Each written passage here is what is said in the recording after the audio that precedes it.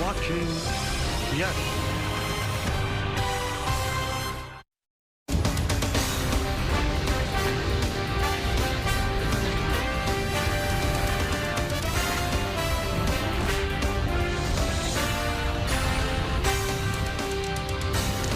It's cold temps and tigers and wind gusts. Oh, my. The road trip continues on to the Motor City, where Aaron Judge and the Yankees will have to deal with some wintry weather.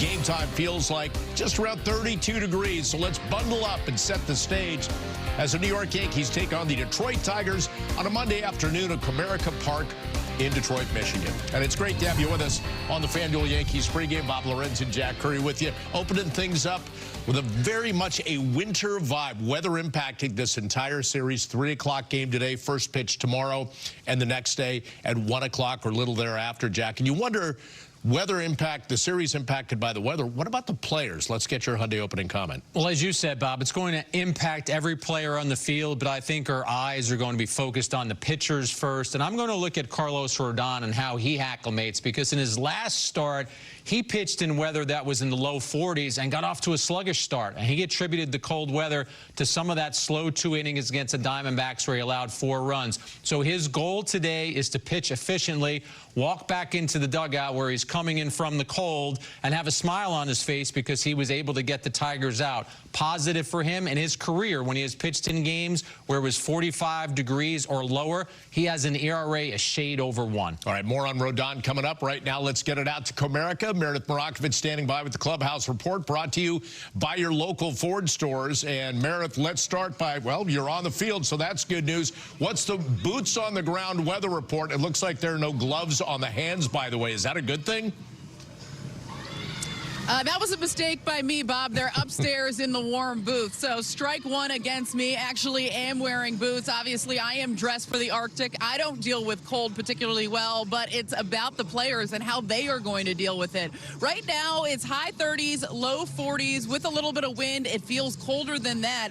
There's actually some rain or snow expected within the next 45 minutes. They do not expect that to last long, but they do expect the temperatures to drop even more by first pitch. So it is going to be a frigid one here in Detroit. Now, both dugouts have heaters in the dugouts on both sides. I spoke with Luke Weaver, and he had told me that in the bullpen, there's a little enclave that's enclosed so you can get warm there if you have to warm up. So at least that's a plus. In Pittsburgh, they didn't have that, and they said it was just absolutely miserable in that bullpen. And as far as Carlos Rodon is concerned, he just walked out here about 5 minutes ago to start his warm-up. He had a sweatshirt on, not much more than that.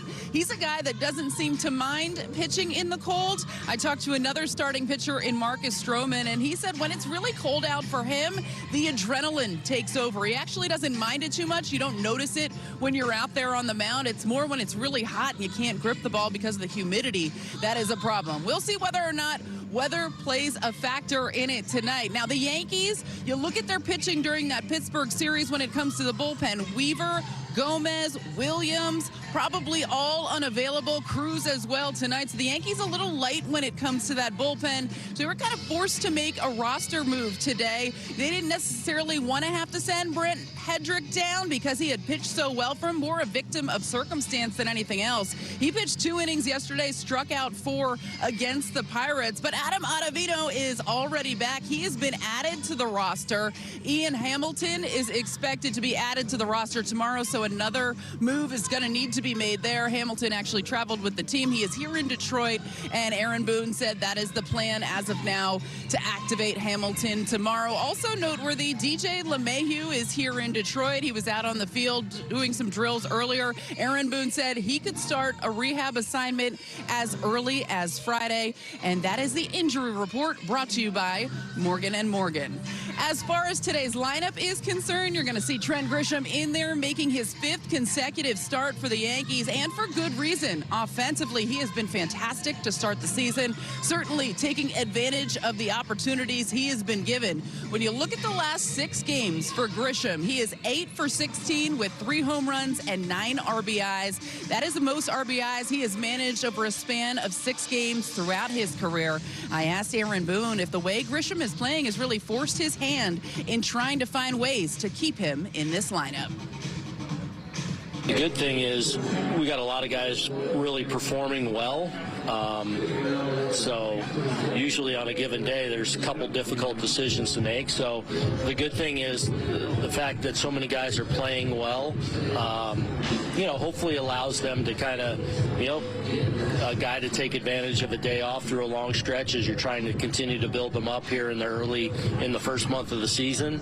But no question that Grish is, continue to force his way in there with more and more playing time. How do you work through that process as far as who you're going to go with in the outfield, knowing that a lot of those guys are swinging the bat well? You just do. You kind of look at what's in front of you. You look at the series and the matchups and where you might see a guy. All right, this is the best day that maybe have this guy down. Like Goldie figures in that mix because you can move Bellinger around. I can slide Rice into first base and DH somebody else. So a little bit of a puzzle, and hopefully it continues to have to be that way because guys are, deserving to be in there day in and day out. So Grisham gets the start in center field. It's going to be Aaron Judge in right field, Cody Bellinger in left field. So Jason Dominguez will be available off the bench. Now, you are going to see some familiar faces on the other side. Tommy Kahnle spent 6 seasons with the Yankees, parts of 6 seasons with the Yankees, and he is now a member of that Tigers bullpen. He was out on the field earlier today greeting some of his former teammates, and in true Tommy Kahnle fashion, he feels no pain and no cold wearing the T-shirt. Interesting choice there, but he was a favorite in that clubhouse. I asked Aaron Boone how he would describe Tommy Kahnle's presence in the clubhouse and his contributions on the field during his time as a Yankee. How would you describe his presence? I would say he's animated, full of life, yes, effective when his changeup is working. Yeah, I think you know how I feel. I love Tommy Kahnle. Yeah, the one thing I would say is he's our Tommy. Not anymore. But not anymore. But always good to see him, and obviously he did a lot of really, really good things for us. So it was always good catching up with him. And Kahnle certainly one of a kind and very effective at times if that changeup is on, as you heard Aaron Boone and myself talk about. Now, Gleyber Torres, also a member of this Tigers team, but we are not going to see him during this series. He's dealing with a little bit of an oblique issue. I had the opportunity to catch up with him in that Detroit clubhouse, and he said while he's feeling better, he probably won't be an option until this weekend, but he is hopeful he will not be out much longer than that. He talked a little bit, guys, about his time as a Yankee, and he just loved wearing pinstripes. He didn't take it for granted. He said he appreciates every first he experienced in that uniform. He still speaks to a lot of the guys in the clubhouse, and although they are no longer teammates, he said it is and it was a brotherhood. They are going to be part of his family for the rest of his life. Bob, send it back to you. Meredith, thank you. Look forward to seeing you in a few minutes with Michael and Flash. Now, all season long here on Yes, as always, we want to invite you viewers to show us the different ways you support the Bronx Bombers. Use the QR code on screen with a hashtag Toyota Pinstripe Pride and post pictures to social media that reflect your love for the Yankees. We might spotlight you in a future game. Pinstripe Pride is brought to you by Toyota, the official hybrid vehicles of the Yankees. Well, after our first break on the FanDuel Yankees pregame, we'll talk about what's in store for the Yankees lineup this afternoon. Notably, the cold in the air and a former first overall pick on the mound. So keep it here on Yes and the Gotham Sports app.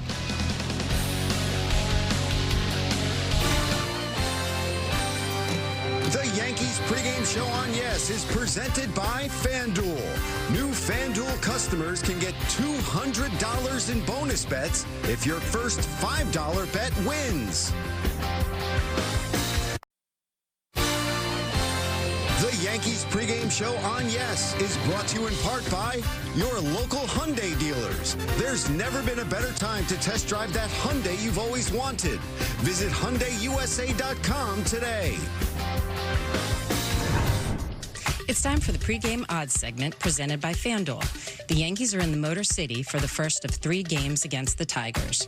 For a same-game parlay, let's go with Aaron Judge to hit a home run, Paul Goldschmidt to have at least 2 hits, and Carlos Rodon to ring up 6 or more strikeouts. That parlay would hit at plus 954.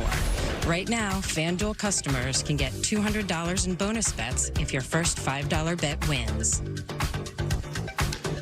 Let's check out the Yankees lineup. It is brought to you by Toyota, and it is Ben Rice in the leadoff spot. This is a team that has 46 extra base hits in the first 9 games, third most in franchise history. Anthony Volpe has a handful of those. He's hitting 8 of 9 games. And then Aaron Judge in wins so far this season, 6 homers and 17 runs batted in. So little different with the fact that the DH, Ben Rice, back in the leadoff spot today. Yeah, that's where my eyes were focused when you look at that lineup. Ben Rice at the leadoff spot, Bob. And before Stanton got hurt in spring training and before we found out about the tendonitis he has in his elbows, there was some uncertainty about whether Ben Rice would even make the roster. And now you look at how much of a mainstay he has been offensively. The on-base percentage, over 400. The slugging percentage, over 600. He's swinging the bat harder, and we've already detailed his average exit velocity, hitting the baseball an average of almost 98 miles per hour, which puts him up amongst the leaders in Major League Baseball. He just looks more confident after adding all that weight in the offseason. So if I said to you there's a guy sitting here 9 games into the season who in 8 games is 10 for 22, you would probably think you'd go to Aaron Judge first, probably. Maybe like a Bellinger who's had a hot start. It's Trent Grisham who's off to that great start, and he's back in that lineup today. Right, Arden. Eyes and our thoughts wouldn't go to Grisham because of the way the Yankees used him last season. He was a reserve outfielder, didn't get a ton of playing time last year, but he has gotten it this year, something that Boone promised in the spring training, and Boone has come through. Through the team's first 8 games last year, Grisham didn't even have a hit. Obviously, the Yankees have played 9 this year, and you see the numbers he's been able to put up. And I do think, Bob, that when he talks about his success, he has brought up something that is very interesting to me, and that's the mental side of the game. Because when you're used to being an everyday player and then suddenly you don't play very much, it's the mental side of your game that has to remind you, hey, you better be ready every day of the week. And I think that Grisham, after playing that reserve role last season, came into this season trying to remain as sharp as possible mentally. I say that because he's brought that up in interviews multiple times. Now, challenge with everybody today, batting and pitching in the cold weather. The pitcher today for the Tigers is Casey Mize. Just 1 hit in his opener against Seattle. So as you look ahead to Skubal tomorrow and then Flaherty, you got to remember you can't overlook Casey Mize. Can't overlook Mize. Obviously, Skubal is the crown of that rotation. You mentioned what Mize did in his debut. That's what happened to him last year. The batting average was high. The batting average against his 4-seam fastball was high. But, Bob, he came into spring training like a pitcher on a mission. The ERA was under 2. He's never really been a strikeout pitcher, but he struck out 25 in 19 innings. And it was interesting, before we went to break, we showed Aaron Judge in the batting cage taking some swings. And one of the things that he was doing, there were some breaking pitches on the outside part of the plate, which is the way Mize will probably attack him today. Sliders and slurves and splitters off the plate, hoping that Judge can't do any damage. Want to ask you about some news within the American League East. And on February 18th, any talks between Vladimir Guerrero Jr. and the Blue Jays stopped. That was it. Full stop, because Vladdy said, I just want to play.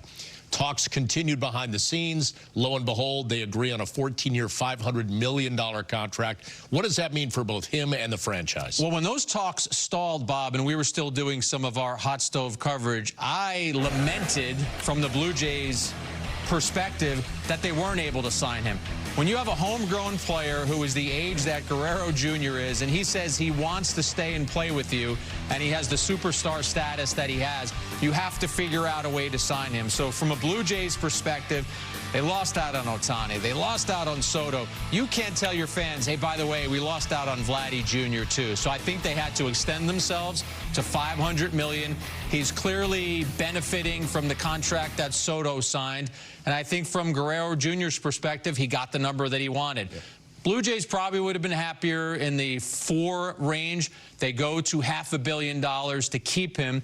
And I think where we are in the baseball world right now, that's the price you had to pay, about $37 million to keep a guy who could win an MVP. They also wanted deferrals. They didn't get those. Vladdy got what he wanted in terms of just getting full value off the top. All right, let's step aside again on the FanDuel Yankees pregame. Coming up, it's Carlos Rodon getting the ball to start the series for the Bombers. We're going to tell you what to expect from the Southpaw coming up next.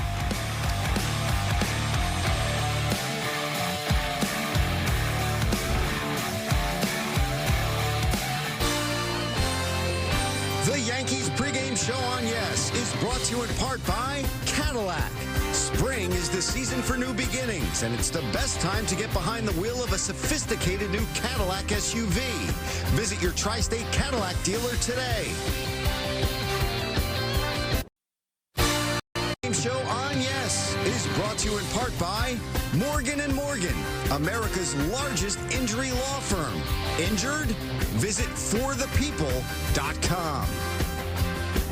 Hey Yankees fans, I'm News 12 meteorologist Hope Aselga with your game day forecast. And the Yankees, they're away in Detroit. Here's how it's looking at first pitch. Mostly cloudy sky, it's windy, temperatures are cold, 40 degrees by the 7th inning, just a few passing clouds, but you will need to bundle up by the end of the game.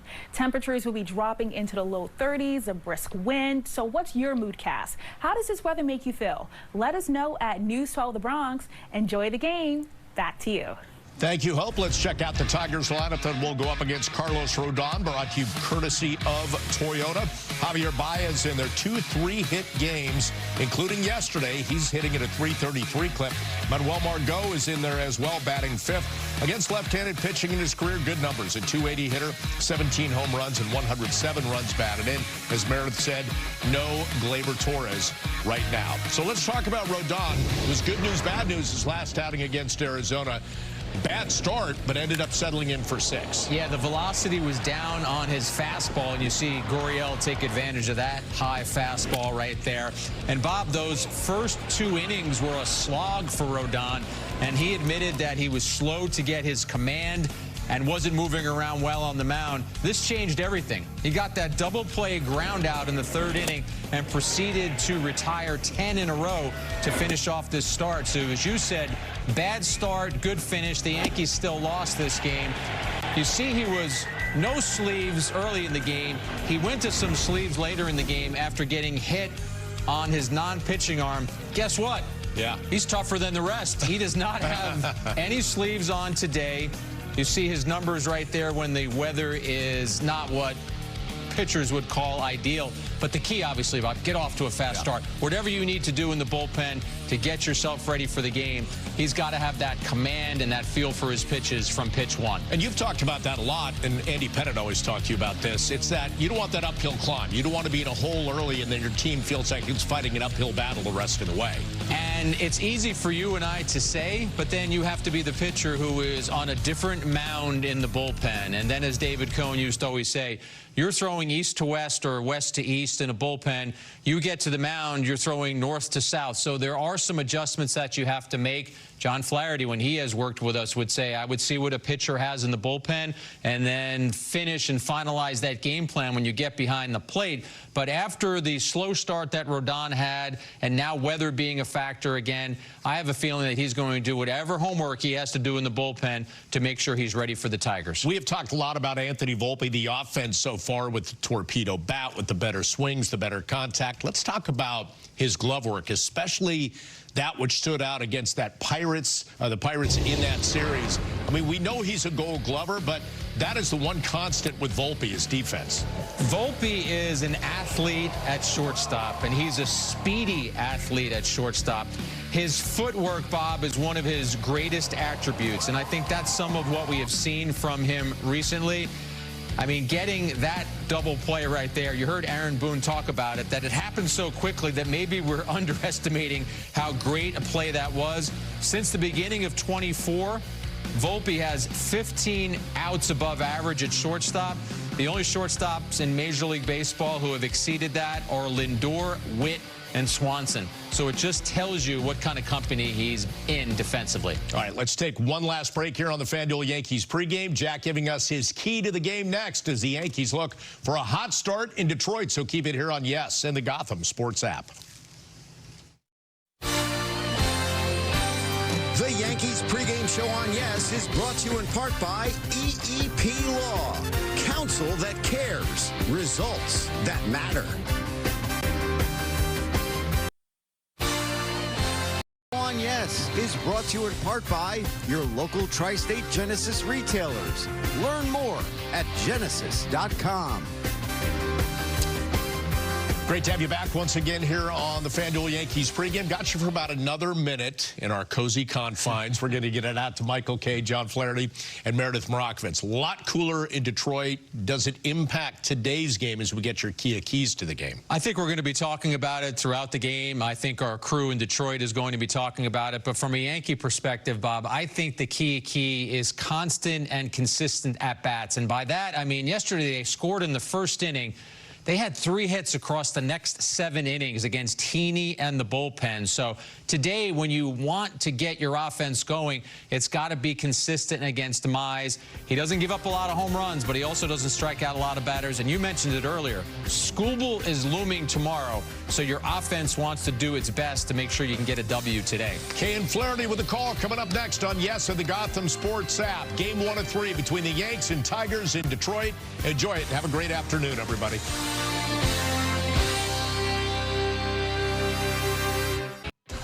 Your attention, please, ladies and gentlemen.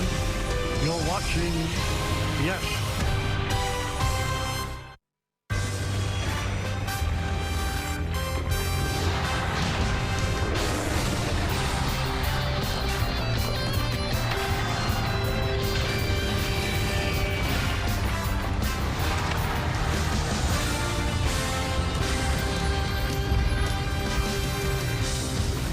Well, this was supposed to be a night game, moved to a 3 o'clock start because of the impending weather, really cold weather coming in, but the fans are still here because it is time for baseball.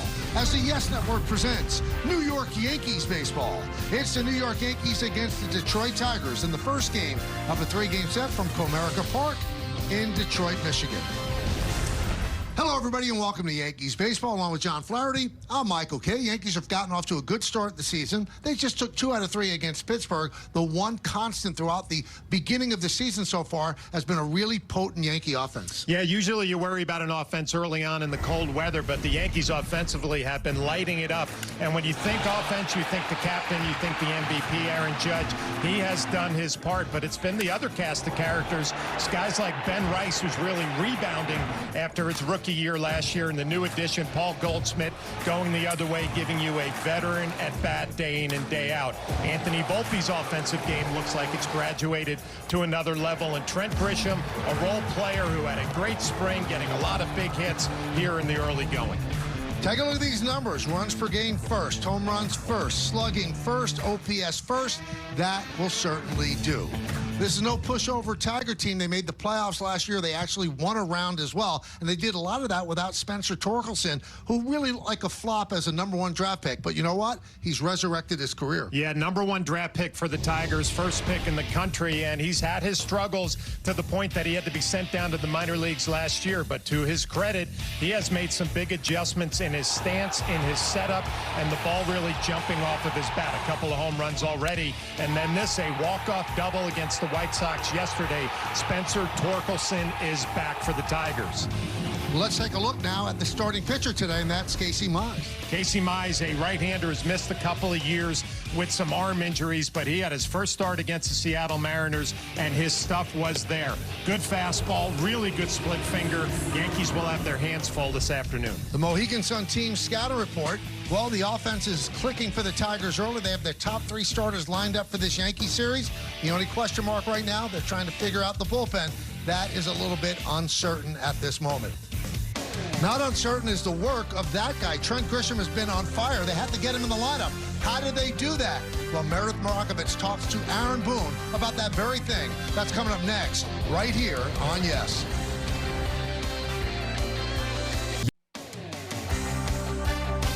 Welcome back to Comerica Park on a chilly afternoon in Detroit. Game 1 of the 3-game series between the Yankees and the Tigers is coming your way in just a few minutes. Hey everyone, I'm Meredith Morakovitz.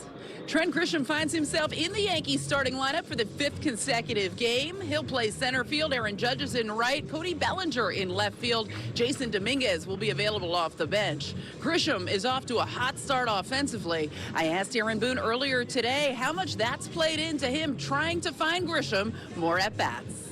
We got a lot of guys really performing well. So usually on a given day, there's a couple difficult decisions to make. So the good thing is the fact that so many guys are playing well, hopefully allows them to kind of, a guy to take advantage of a day off through a long stretch as you're trying to continue to build them up here in the first month of the season. But no question that Grish is, continued to force his way in there with more and more playing time.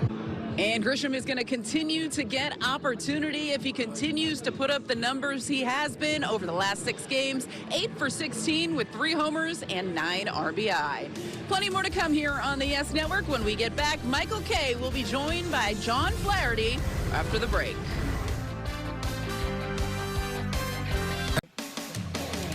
Brought to you in part by Hyundai. With a brand new Hyundai, there's joy in every journey. Buy Optimum Fiber. Get Optimum, the fastest fiber internet. Don't take slow for an answer. And by Montefiore Einstein, the official hospital of the New York Yankees. No, you are not watching a tape of the 1996 home opener at Yankee Stadium. It is snowing here in Detroit on April 7th. But they are going to play through. The Tigers have taken the field as the snow is falling to the turf here at Comerica Park. A smart move by Major League Baseball. Smart move by the Tigers, proactively moving this from a night game to a day game, as the conditions will only get worse as the evening comes. All right, let's take a look at the Yankee lineup. Ben Rice, the DH, will lead off. Aaron Judge in right. Cody Bellinger in left. Cleaning up first baseman Paul Goldschmidt. Jazz Chisholm Jr. at second. Anthony Volpe at shortstop. Batting seventh, the catcher, Austin Wells. Trent Grisham, he's in center field, batting eighth. And batting ninth and playing third base, it's Oswaldo Cabrera. Well, Aaron Boone sends that lineup out against a young right-hander, Casey Mize, and those are the numbers from last year. 22 games, 20 starts, 2-6 record, 4.49 ERA.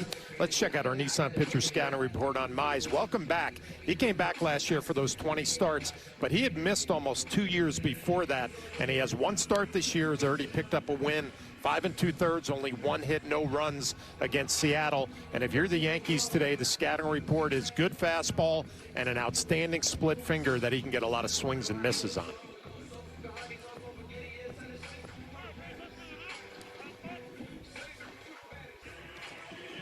Let's take a look at the defense now. Green's in left, Kreidler in center, and Margot is over in right. Infield, Ibanez, Baez, Keith, and Torkelson, that's third to first. Rogers behind the plate. Justin Henry Malloy is the DH. John told you about Casey Mize. He's ready. Rice is ready. And let's do it here in Detroit. Pitches up and away, and we're underway. And just like that, the snow has stopped, John. Perfect timing. Yep. I mean, it's a tough afternoon all the way around. Hitters, pitchers, fielders. And there's a strike, 1-1. I told you about Casey Mize. Fastball split is the big combination, but he's got a little slurve that he'll drop in there for a strike, a sinker and a slider as well. Says he likes to pitch vertically. Fastball's up in the zone paired with his great splitter. Yeah, that's the combination that really sets up the swing and miss for Mize. And his first outing couldn't have gone much better. Only 1 hit, no runs. Count 3-1 on Ben Rice. Off to a good start, hitting .320 with 2 homers and 2 runs batted in. That's Aaron Judge on deck. And there's ball 4 to Rice as he starts off the game with a walk.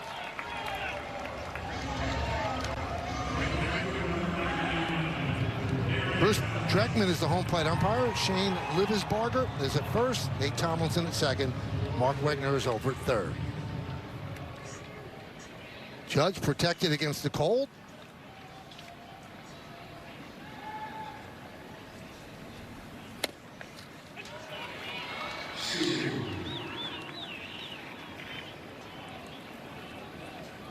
Oh and 1.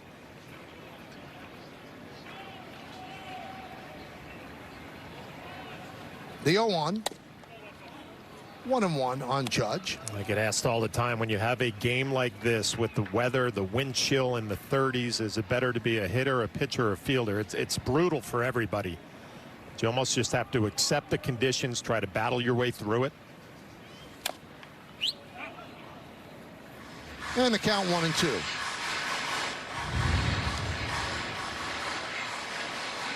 Few things that bother you as a hitter when it's this cold. Worried about getting jammed in off the plate on your hands. So that makes you cheat a little bit on the inner half. And if you're a pitcher, if you have a good grip on the ball and you can locate, it should be to your advantage. And the pitch outside, 2-2. 39 games against Detroit. Judge a 300 hitter, 9 home runs, 23 runs batted in.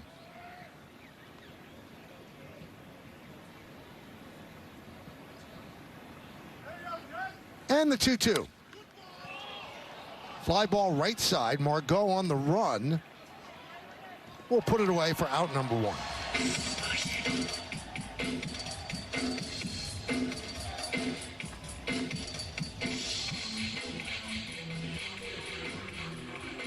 Here's Cody Bellinger, 231, the home run, 6 runs batted in. Cody, in the one game he played in Pittsburgh, 1 hit and 5 at bats. He missed 2 because of the back. Yeah, it's good to see him back in the lineup, especially how chilly it is today. It tells us the back is not an issue. Let's take a look at the home plate umpire, Bruce Dreckman. He is considered hitter friendly, calls fewer strikes up and down, fewer outside strikes on lefty batters in his 24th big league season.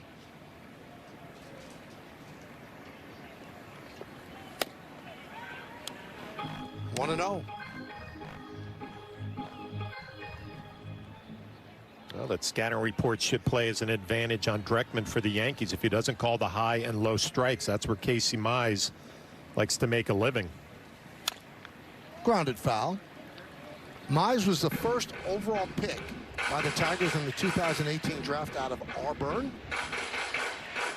Did not like that Florida beat Auburn in the Final Four. Florida against Houston tonight for the championship.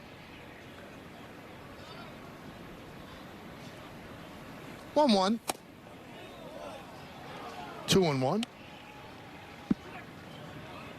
Said this was his first normal offseason in 3 years because of the injuries that John detailed, missing 2 years essentially because of Tommy John surgery. High fly ball, right center.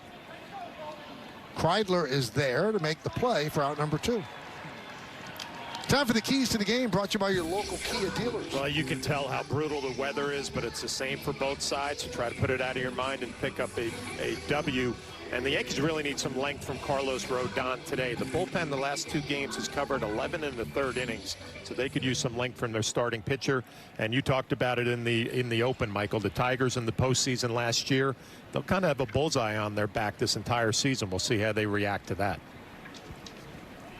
Goldschmidt swings at the first pitch, 0-1. Goldschmidt in 19 games against Detroit, 361. 7 homers and 11 runs batted in. You see what he's done in 9 games this year. The 0-1. 0-2.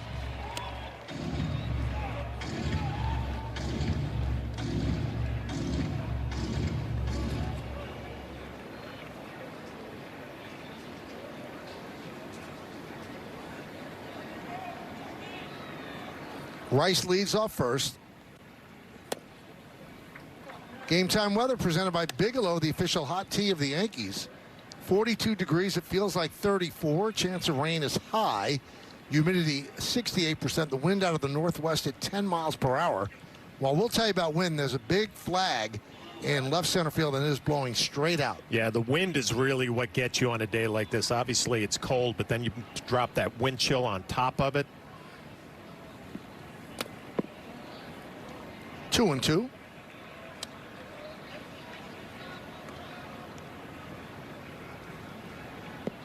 Feels more like Lions weather. But they play in a dome right across the street. Ford Field. The 2-2.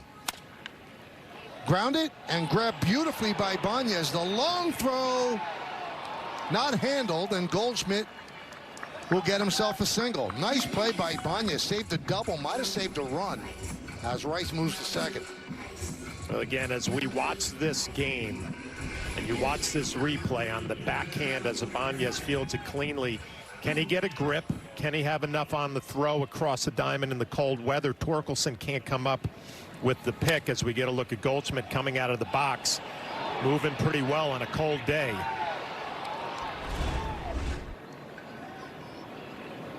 So here's Jazz Chisholm Jr.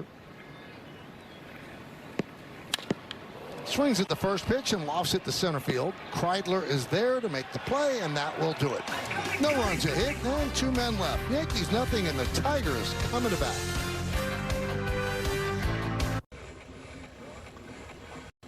We go to the bottom of the first inning at Comerica Park. The Yankees have taken the field. They did not score in the top of the first. Now it's the Tigers' turn. Malloy, the DH, Ibanez at third. Torkelson, the first baseman, hits third. Cleaning up, left fielder Riley Green. He was an all-star last year. Manuel Margot in right field will bat fifth. Batting sixth, the shortstop Javier Baez. Colt Keith at second. Jake Rogers behind the plate. Ryan Kreidler is the center fielder. He's going to bat ninth. The veteran Carlos Rodon going through his warm-up tosses. It'll be his third start of the year. ERA just under 4. Let's check out our Nissan pitchers scouting report. In the first 2 innings, his last start against the Diamondbacks, he gave up 4 runs, but he rebounded nicely with 4 shutout after that. And that's kind of been a little bit of a trend with the New York Yankees. His ERA the first 2 innings, 6.70, gets much better after that. And there was a little drop in the velo his last outing. Not really much of a concern early on with the cold weather, but it went from about 95 to 93. So we'll just pay attention to that today. Here's Justin Henry Malloy. Swings at the first pitch, right back to Rodon. 1 pitch, 1 out. Let's look at the Yankee defense. Bellinger's in left. Grisham in center. Judge is in right. That's a really good defense out there. Cabrera, Volpe, Chisholm, and Goldschmidt third to first. Wells behind the plate. Weiss the DH. Carlos Rodon's on the mound. Again, I mentioned that little drop in velocity because it's 2 miles an hour, but this time of the year, pitcher's velo will really vary depending on the conditions. That fastball 92 miles an hour to Andy Ibanez.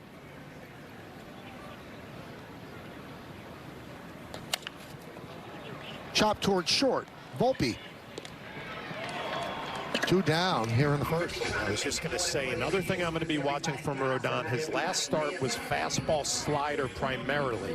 That's what we remember from his first year as a Yankee. But he just dropped a nice 12-6 curveball to get an easy ground ball. So maybe a better mix this afternoon. So here's Torkelson. He's 25 years old. First overall pick in 2020 out of Arizona State.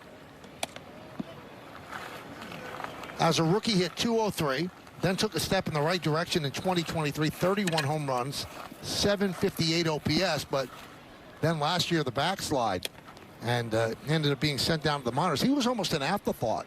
When they signed Gleyber Torres as on the IL, Torres is going to play second. Colt Keith was going to move from second to first. They didn't expect Torkelson to even make the team in all likelihood. Yeah, but he showed them in spring training. He made some adjustments, and if you watch his setup now, his posture, it's a little bit more athletic than it was in the previous couple of seasons. He was more upright the last couple of years. To his credit, being sent down to the minor leagues, he's made some changes, and they have paid off big time for him. 2-2 on Torkelson. Well, you look at the delivery, but I'm looking at Carlos Rodon does not have any sleeves, and on a cold, windy day, that's impressive. Swing and a miss, got him. As Torkelson down on strikes. Tigers go down in order against the Yankee lefty. We'll go to the second.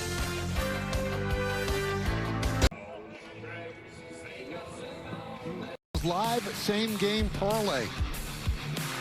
Says a home run is one of the things there, John. Is it hard to hit a home run in weather like this, although the wind's out? Yeah, it's hard to play on a day like this, but I think Aaron Judge gets the ball up in the air, especially with the wind blowing out to left center. It might be the play. 1-0 on Volpe. 6 for 13 in Pittsburgh. That one is cracked to center field. Kreidler is there. 1 down. Now, Meredith, obviously Rob Kakuza who runs the Yankees equipment and clubhouse, he had to be prepared for this cold weather. No doubt about it. They knew it was going to be coming here in Detroit. You notice a lot of guys like Austin Wells wearing some extra gear. There are also 2 huge heaters in the dugout that guys are able to go to before they're at bats to make sure their hands are warm, they can grip the bat. And out in the bullpen here, I was talking to Luke Weaver. He told me there's a little enclave that's covered so you can kind of stay back there and get warm. In Pittsburgh, they didn't have any of that. And in speaking to guys in the bullpen, they said it was absolutely brutal trying to get ready for a game. You just saw Cody Bellinger there, just trying to keep your hands warm. That's really what gets away from you, Meredith, in weather like this. You lose feeling in your hands from a pitcher to a hitter. That's what you want to avoid. And they're even heating up the bat.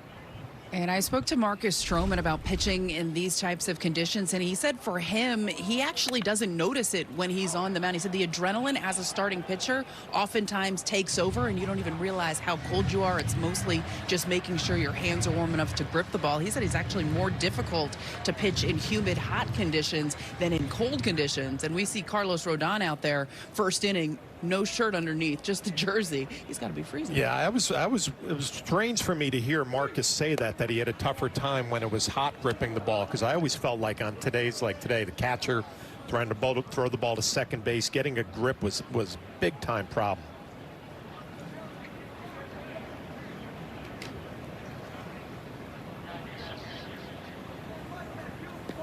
You want preparation, though, John? Do you realize that Meredith Maragovitz packed 4 overcoats, five overcoats in her luggage?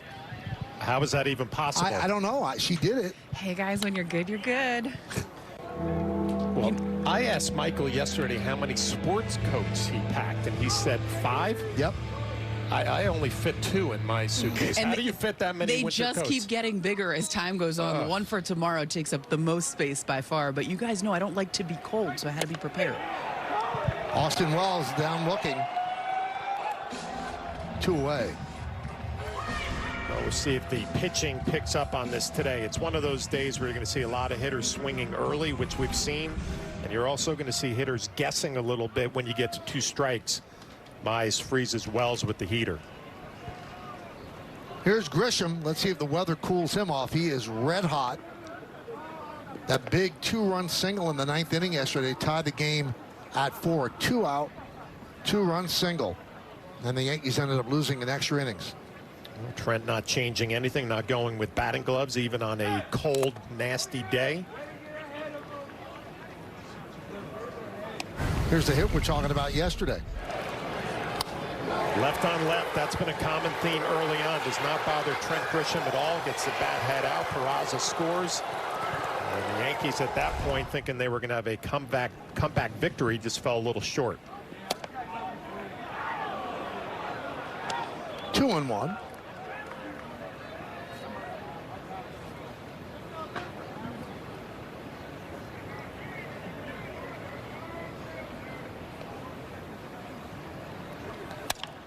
Driven out to left field. Green on the run. He's there, and that makes the play to retire Grisham. And the Yankees go down in order, 1, 2, 3. We'll go to the bottom of the 2nd.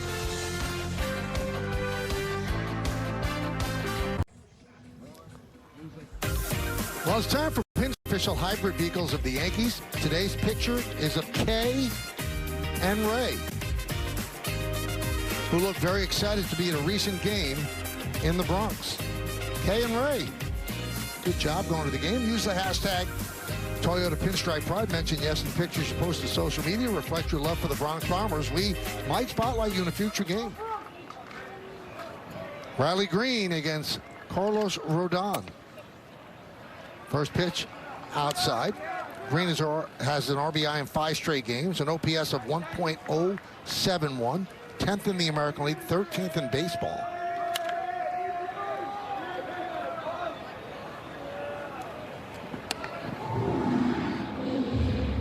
Hitting .351, that's 13 for 37 with a .368 on base percentage.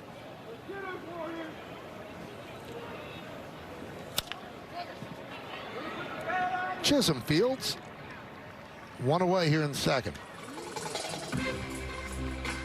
Let's take a look at the arsenal of Carlos Rodon on StatCast 3D by Google Cloud. Yeah, you have the four-seamer, the slider, the changeup, the sinker, and the curveball. I mentioned his last outing, it was predominantly fastball slider. He's already showing the sinker today. He's showing the curveball today.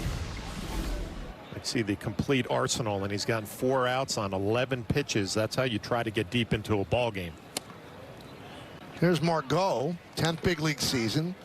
Spent spring training with the Brewers. Got released a week before opening day, but signed a 1-year deal with the Tigers, $1.13 million.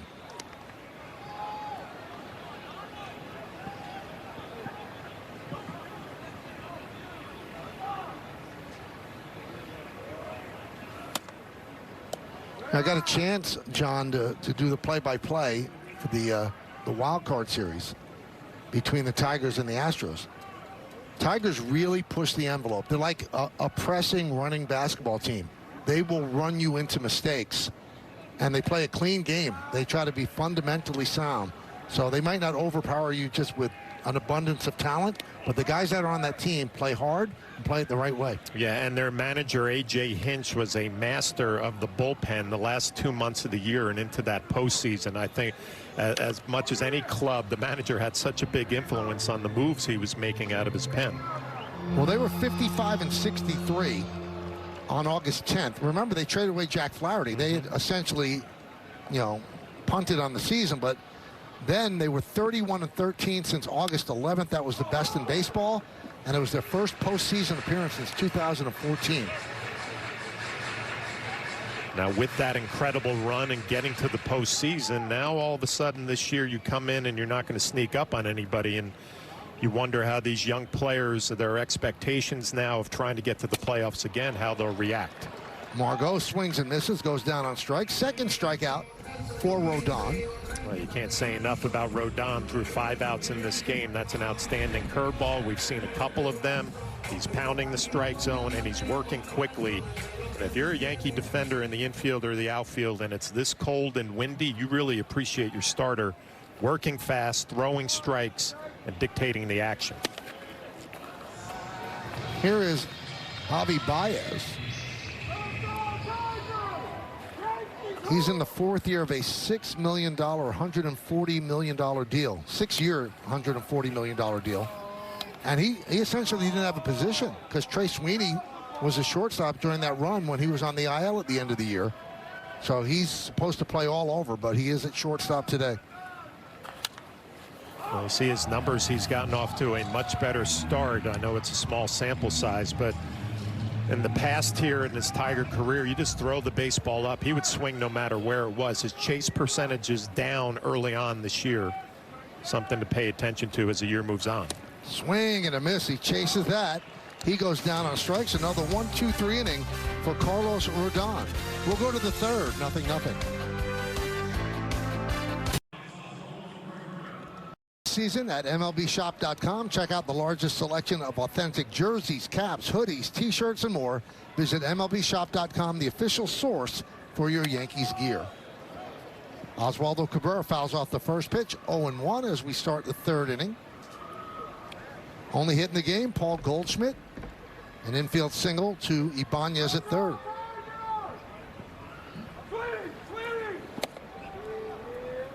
One and one.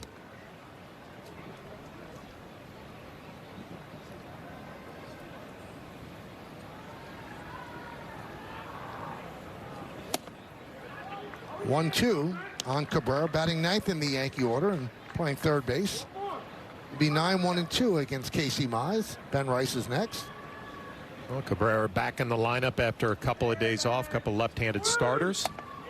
And he swings and misses and down on strikes. Second strike for Mize, second strikeout for Mize. Mize likes to go about his business. Couple of fastballs, and then he drops that split down and away. He gets you with the arm speed, he gets you with the movement.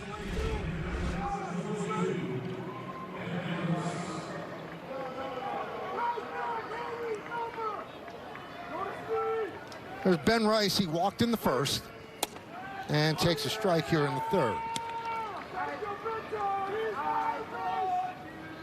Ben Rice batting .320 off to a nice start, hitting the ball a lot harder this year than he did last year. Exit velo is better.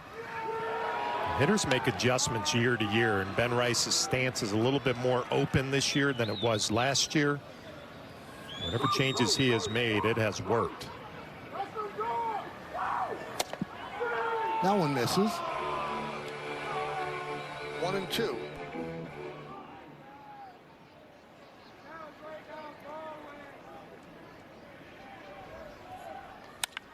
Driven out to right field. Margot back, and it's over his head and goes up against the wall. Kicking around out there. Rice is at second. He's going to go for 3. The throw is not in time. It's a triple for Ben Rice.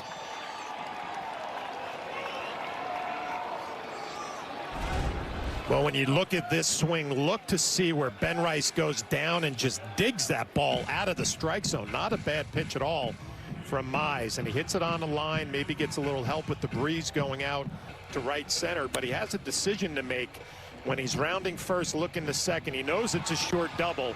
Now plays in front of him. He doesn't need his third base coach, although he's looking at Luis Rojas, who waves him on to 3. The Yankees have a chance here to get on the board. So a triple for Rice, and that forces the Tigers to bring in the infield with Judge at the plate.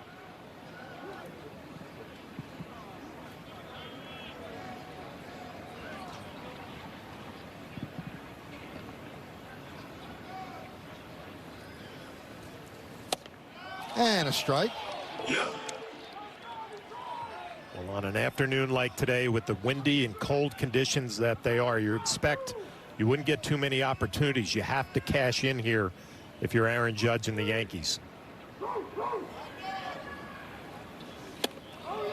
Chases that pitch upstairs. 0-2. Well, this is the slurve that just kind of stays up. Aaron Judge working underneath it. And the scouting report on Mize, he'll put you away with that split finger. You know Aaron Judge probably thinking about it.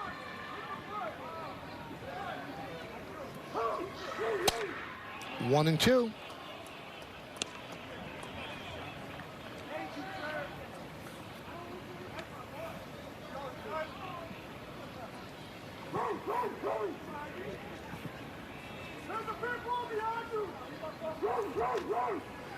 And the pitch. 2-2 on Judge. Judge with a fly ball to right in the first, not deep.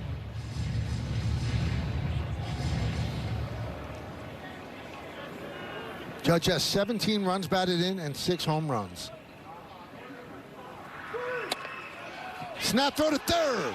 Got him. Rogers with a bullet to Ibanez. And they catch Ben Rice sleeping. Out number 2.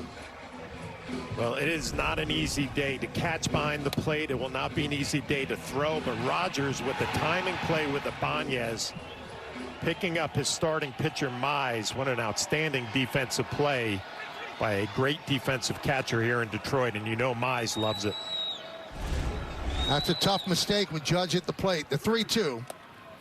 And Judge will walk as the ball gets away from Rogers.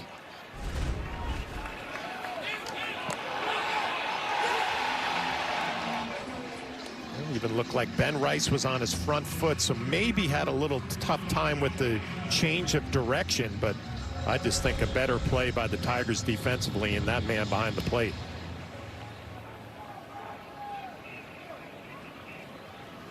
Judge at first. Here's Bellinger.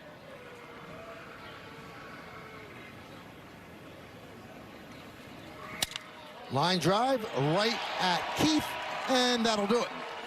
For the Yankees, no runs a hit, and 1 man left on base. We go to the bottom of the third.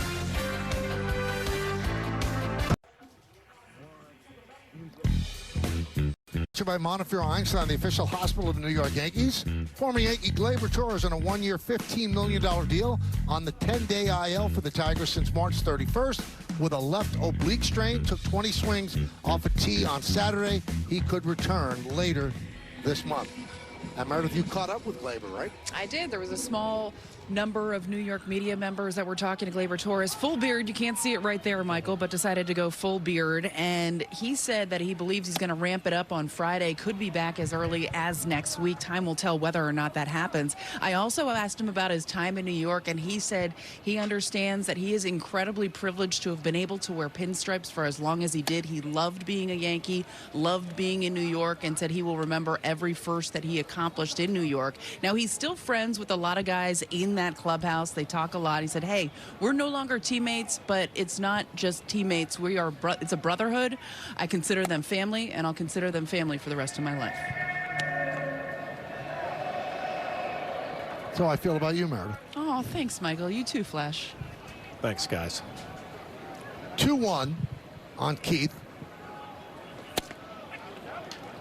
And there's a strike. Lights are on here at Comerica Park. The snow has stopped.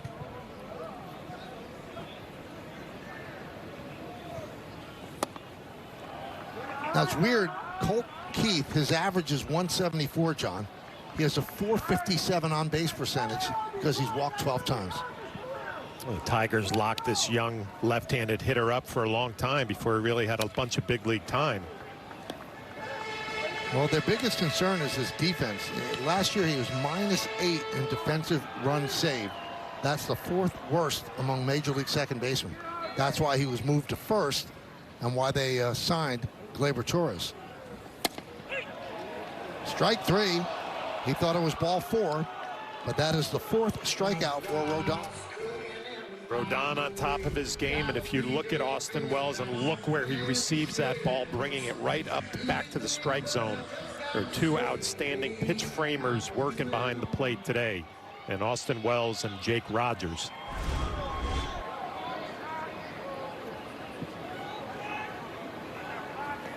Pitch upstairs to Rogers.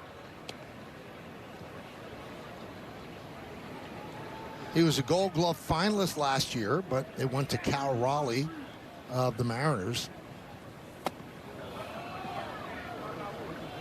He's one of those catchers who's defense first, pitch framing. I already talked about blocking, working his staff in that Gold Glove conversation, but he also has some pop from the right side when he finds himself in some fastball counts, which he is in right here, 2-0.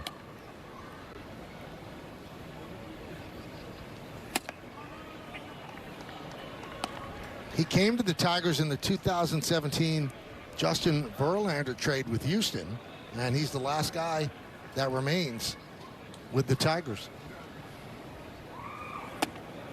The other 2, Daz Cameron and Franklin Perez.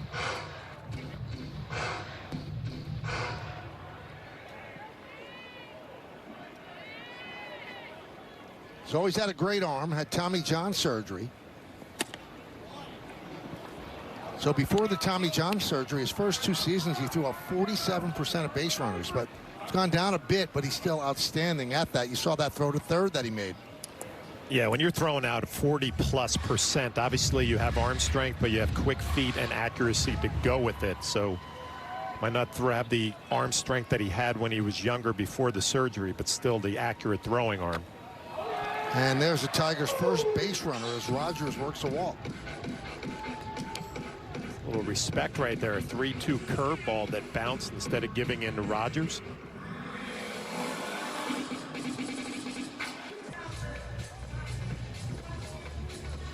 So here is Ryan Kreidler. Just learning to play the outfield, came up as a shortstop. But the Tigers have injuries, so Kreidler playing center field. 1-0.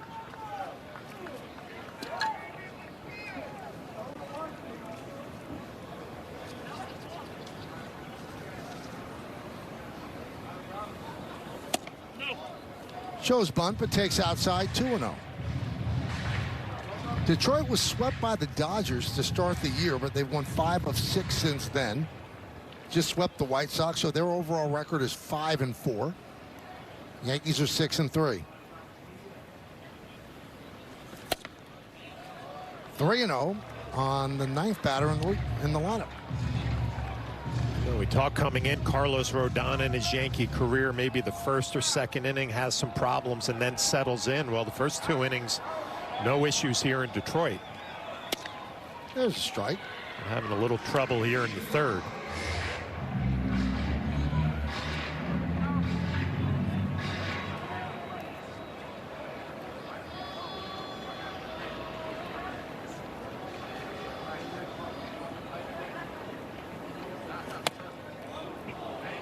Drops a slider in there for a strike.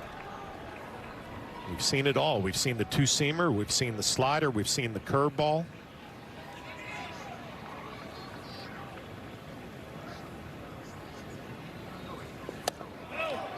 And there's ball 4. Well, the Yankees might have a little conversation about that. It's Carlos Rodon saying that's bad. Bruce Dreckman behind the plate. Looked like a pretty good pitch on a 3-2 count. Does not get the call. Take another look down in the zone. Wells bringing it back up. Both pitcher and catcher thought they had strike 3. A little meeting on the mound to calm down Rodon. Boone not happy. You know what some teams are doing and the umpires are stopping it right away? Every time they don't like a call, they hit the top of their hat like they're challenging in spring training. And the umpires, you do that again, you're thrown out. That's pretty good, though. I like that. I like that. So that's going to bring up Justin Henry Malloy, and I have a quiz for you. Justin is from Bergenfield, New Jersey, attended St. Joseph Regional in Montvale. 4 other big league players came out of Montvale. Who are they? Well, we know one's sitting in the booth with you. That's right, you. We had a left-handed pitcher, St. Louis Cardinals, Rob Kaminsky. Very good. Yep. There's Justin Henry at St. Joe's, the Green Knights. And we also had Mr. Kivlahan. No? I don't have him, no. Well, he made it to the big leagues from St. Joe's, so. We have Tommy LaStella. Tommy LaStella. And Artie Lewicki. I didn't know Artie. No? When was Artie in the big leagues? Do you know? I'll have to look it up.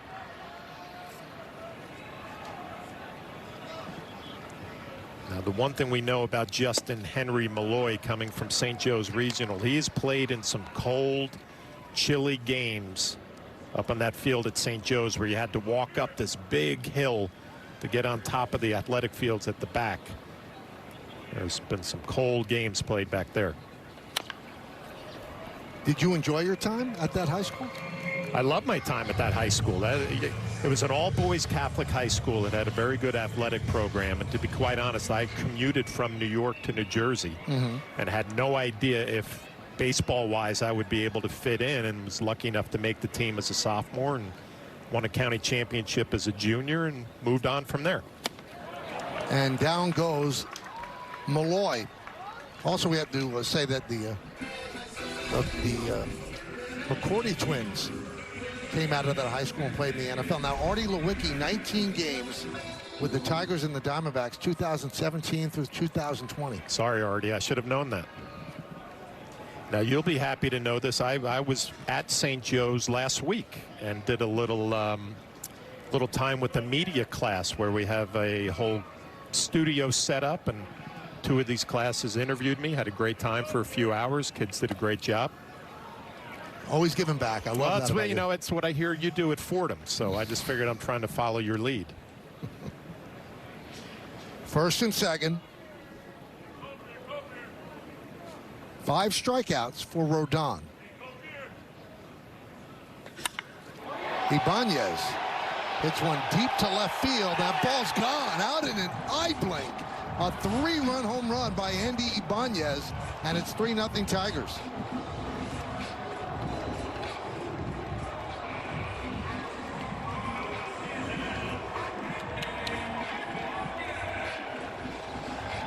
Well, we talked about that wind blowing out to left and left center field, and Ibanez takes advantage of that. He goes down to get a changeup.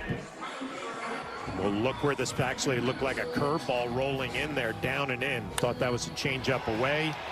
Ibanez gets a curve down and in and just scoops it out to left field.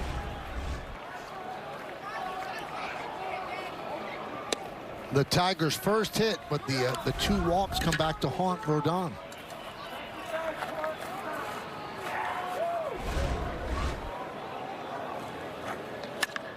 Torkelson. Fly ball right center. Grisham is there to make the play. But the Tigers, 3 runs, 1 hit. Nobody left. We played 3-0 Detroit.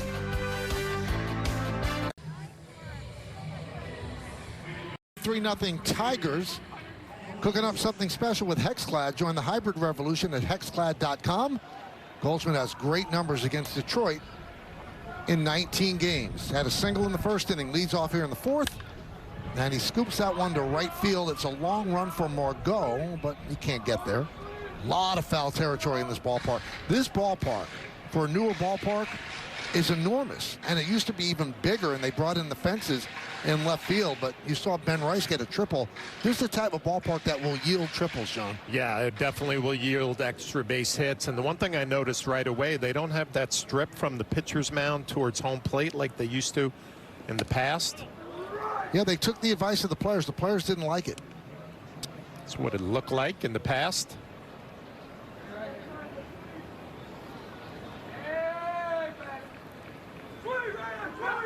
Now, my memory serves me correct. I think it used to be 420 to dead center, so they moved that in as well.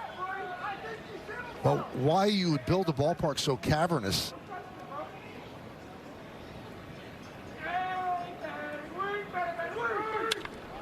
High fly ball, center field. Kreidler will make the play to retire Goldschmidt. Snowing again. Yep. And that'll bring up Jazz Chisholm Jr., which brings us to leaders, brought to you by your local Tri-State Genesis retailers.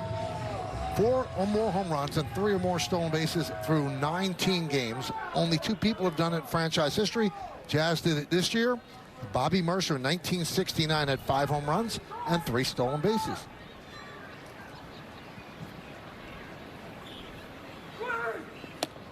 And there's a strike. Chisholm has the 4 home runs, 9 ribbies. We told you about the stolen base. He's also struck out an awful lot, 17 strikeouts. That leads the American League. So coming into the game, he had struck out in 40.5% of his plate appearances. Not in a very good position here, behind in the count 0-2. The snow coming down again.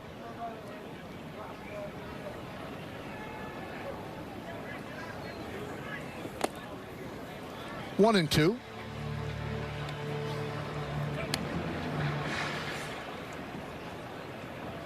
Weather is fierce right now.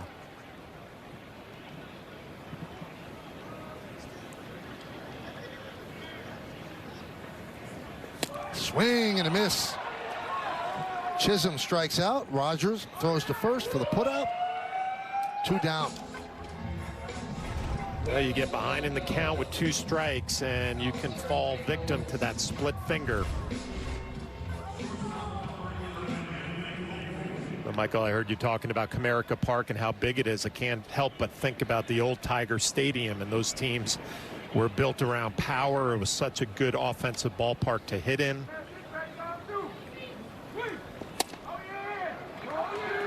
Now, you broke in with the Tigers. Were those upper decks seductive for a hitter? Well, out in right field for a left-handed hitter, it would hang over a little bit. But, you know, in left field, it was just a great place to hit. The ball just carried, and I think it was 440 to center field at the old Tiger Stadium. But anything to the gaps and down the line. And, you know, the first time I ever walked in that clubhouse and out onto the field at the old Tiger Stadium, I was amazed at how thick the grass was. They had Alan Trammell and Lou Whitaker, a big reason why they wanted to slow the ball down. Volpe strikes out. Yankees go down in order. It's a fully electric Audi vehicle at your local Tri-State Audi dealer today. This was the home opener in '96. Andy Pettit on the mound. I remember that day, although it's 29 years ago, it seems like yesterday. That was the beginning of a Yankee championship season. Santa Claus was there. They celebrated a victory. John, that's the last official snow game that the Yankees have played. They don't even consider this a snow game because there's some flurries. Flurries, but it's not a full-out snow game. I'm sure the players out on the field might disagree with that. They feel this is a snow game. This is a snow game. 0-1 on Green.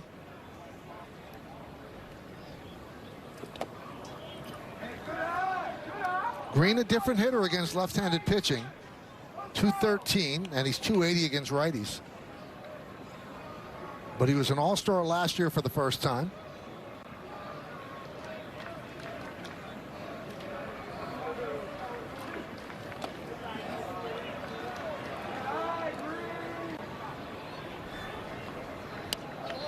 He's 24 years old. Led the Tigers 24 home runs and 74 ribbies.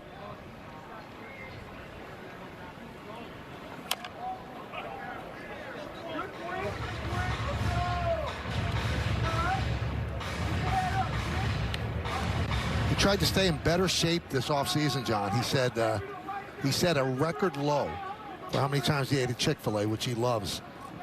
He said it was just 3 times all offseason.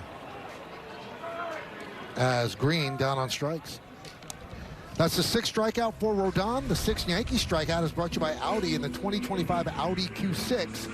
Visit your local Tri-State Audi dealer today. Yeah, that 6th strikeout picked up on the slider down and away. Good pitch by Rodon. Great block by Wells.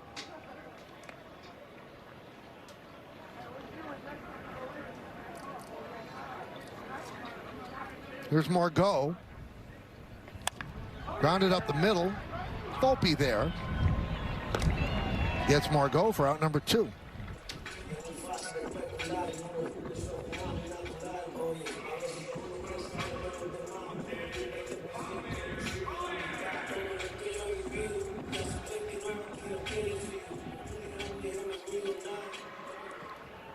And that brings up Baez.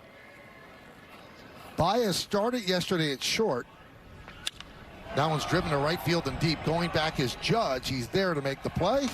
And Baez ended up playing center field at the end of the game. First time out there in his career.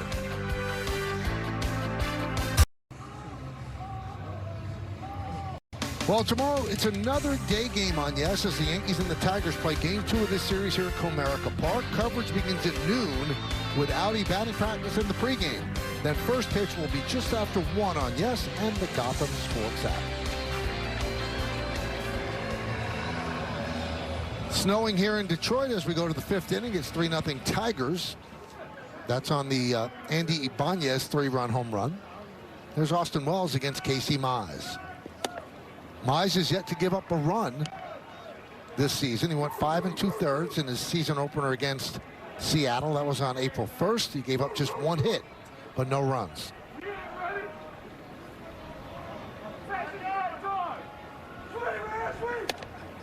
Well, the Tigers feel good about their rotation, and the Yankees are going to see Tarek Skubal tomorrow. You're going to see Jack Flaherty game 3.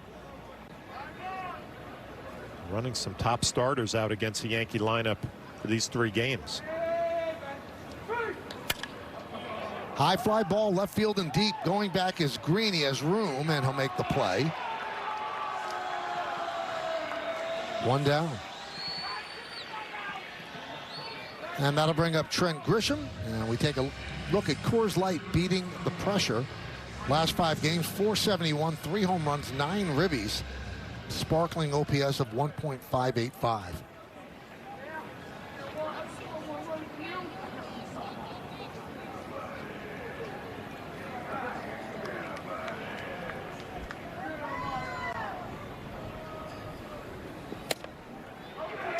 And there's a strike to Grisham.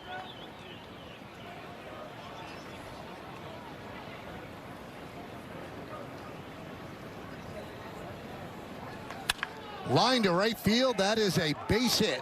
Grisham continues to mash. Margot gets the ball in, and that's a 1-out single for Grisham. We watched Trent Grisham and what he's done at the beginning of the year. It's been an equal opportunity hitter. Tomahawking this ball to right field, a line drive and a base hit. We've seen him go the other way, and the other way with power. So covering the entire strike zone.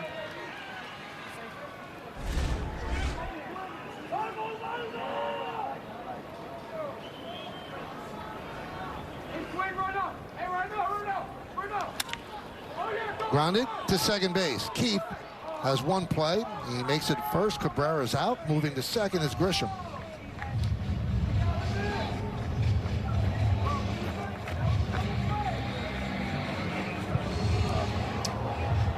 And Michael, Trent Grisham is going to continue to get playing time, according to Aaron Boone, with the way he has started off the season offensively, saying that he is going to try to pick and choose his battles and when to give guys days off to try to keep Grisham in that lineup. Today, it's Jason Dominguez, who's not out there in left field. He's available off the bench, but he believes that keeping him active, keeping him engaged, they're going to get the best out of Trent Grisham, and giving guys early in the season days off is going to yield the best product. If you go back to last year, they thought perhaps they had more at-bats available for Grisham.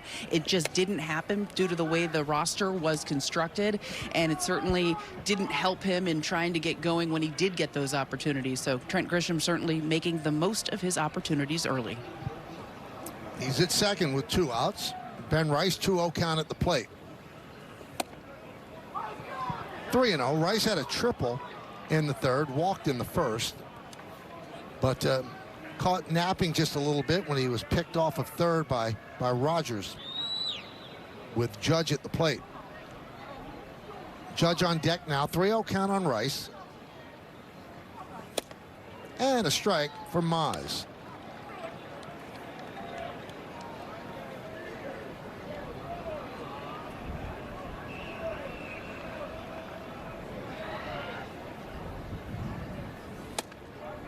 And they call that a strike. Rice threw the bat away. He thought it was so much ball 4. Boone and the bench already upset with that ball call against Carlos Rodon. So they'll make this known to Dreckman. That's really off the plate. inside. And the Tigers had a complaint on a strike earlier in this at-bat against Ben Rice, so Dreckman heard it from both sides. Now there's ball 4 for sure. So Rice on base for the 3rd time. This is the previous pitch that Rice thought was ball 4, and he's right. Talk about Rogers behind the plate. He is an outstanding framer of the baseball, bringing it back to the strike zone.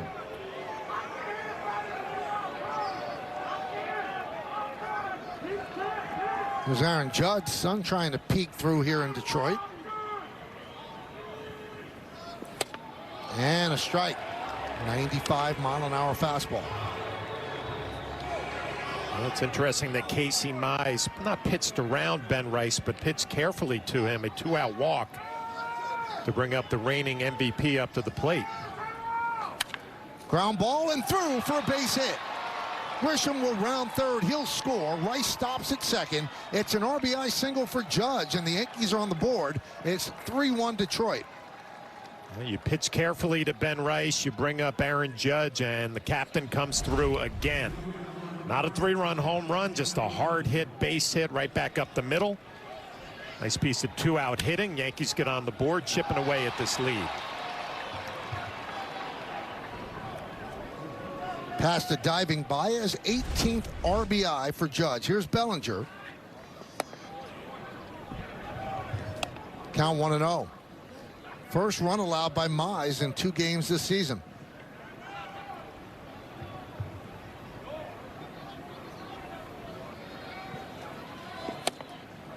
Strike 1, 1-1. Bellinger fly ball to center and lined out to Keith in the 3rd. Runners lead. 2 men out.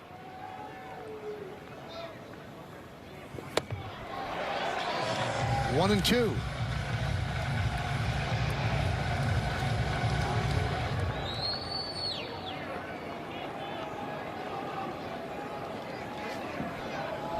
And the pitch. Fouled away.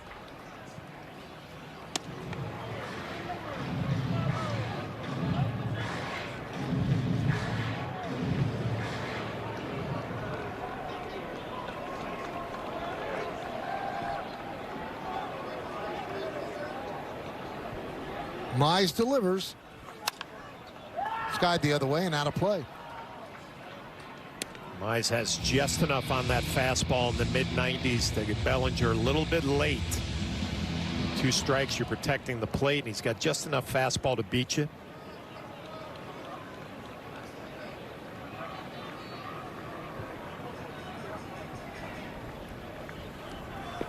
swing and a miss. Bellinger down on strikes to end the threat. Yankees get on the board. 1 run, 2 hits, and 2 left. We're halfway through. It's time for Carlos Rodon has had a few strikeouts in this game, 6. Good swing and miss stuff, but only 1 hit against him, but it was a big one. A changeup that was yanked down and in, a 3-run shot from Ibanez, and that's the difference today. 4 innings, 6 strikeouts. Keith leads off, and the first pitch is a strike. Yankees really had to empty their bullpen yesterday, so they need Rodon to go deep. And it became such an issue that they sent down somebody yesterday that they didn't want to send down, but he's the only one with options, John. It really is one of the changes in today's game, that if you're somebody like Brett Hedrick, that you have an option. Booted there by Cabrera, allowing Keith to reach. An option that you can go to the minor leagues. The Yankees made a move in order to bring in Adam Ottavino. And Hedrick has done nothing wrong, but it's just part of today's game. As you see, Cabrera can't come up with it cleanly. And there's an opportunity or possibility that Ottavino might actually be here for 1 game, because Ian Hamilton is probably going to be activated tomorrow and they have to make a move. Fouled away.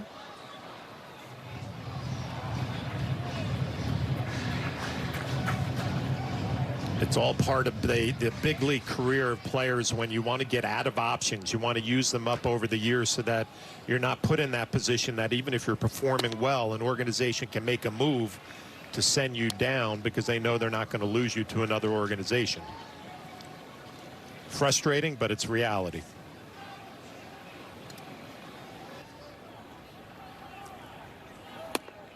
The only other move they might have been able to make was to send out Will Warren, who also has options, because you figure with an off day on Thursday, they could skip over that start, and then by the time that start comes around again, Clark Schmidt could be back. But they decided to go by sending down Hedrick. 3-1 on Rogers. I would assume that's a tough conversation to have with Hedrick, who really wasn't just good, he was outstanding coming out of the bullpen. But it becomes a numbers game. And Michael, I spoke to Aaron Boone about that, and he said those are some of the toughest conversations to have when it is just the business of baseball and a roster decision. It's not anything that the player did wrong. He said his messaging to Hedrick was, we liked what we saw from you, your stuff is in a really good spot, and told him he expects him to play a very big role with this club throughout the course of the season. So just put your head down, continue doing what you're doing, and you will eventually be back when there's a need from the Yankees. 3-2.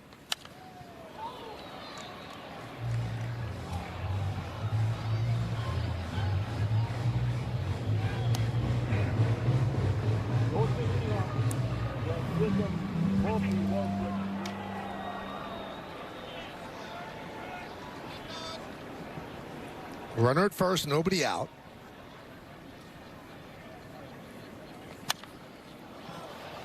As Rogers battling Rodon.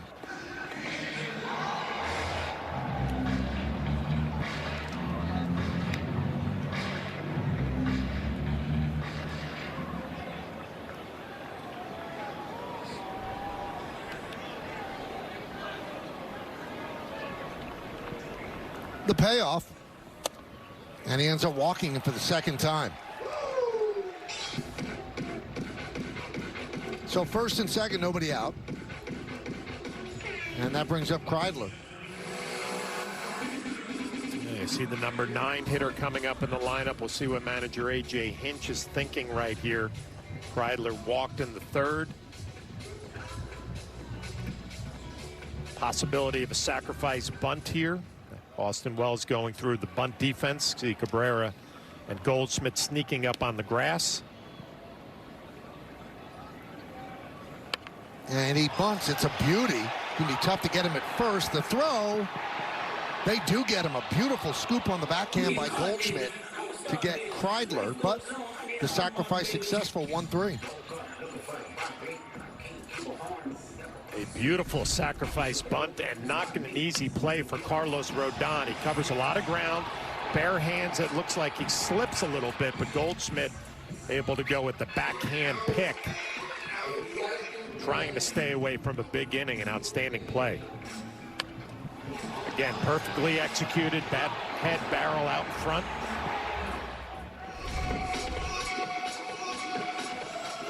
And a trip to the mound by Matt Blake, the pitching coach. First base is open. You have the leadoff hitter, Malloy, coming up.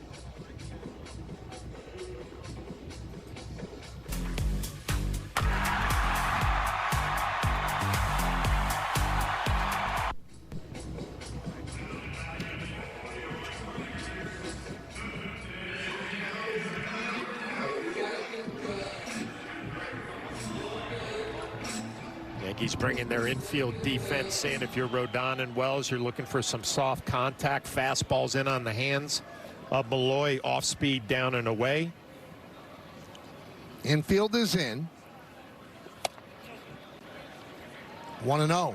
I love that pitch right there. First pitch heater in off the plate, and then you start playing that game. Hard in, soft away. Trying to get a ground ball to the left side on the ground if possible.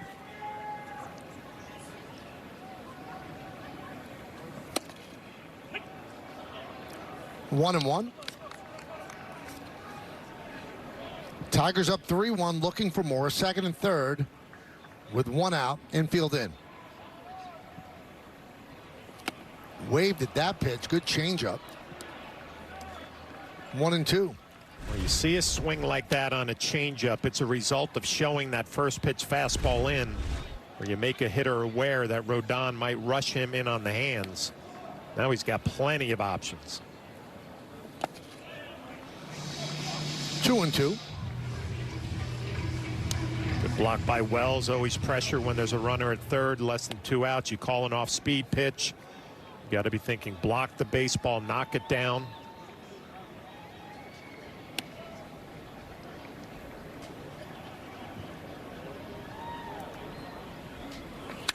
Lined into center field, coming on Grisham. Will play it on a hop. 1 run scores. They're waiting home Rogers. The throw home. Safe. A 2-run single for Malloy, and it's 5-1 Tigers. Well, it gets so frustrating and disappointing when you do the hard work getting to 2 strikes and then you don't make a good 2-strike pitch. See a little confusion with the base running for the Tigers, but it all works out at the end. As Rogers in with the head first slide, the left hand gets across home plate, and the Tigers add on.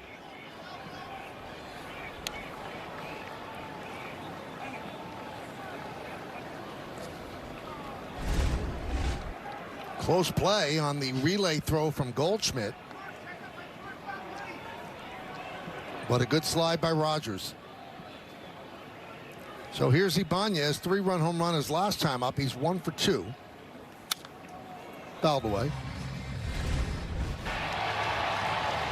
Grisham with the good throw into Goldschmidt. Probably didn't even think they had much of a play, but Rogers able to dive in there head first.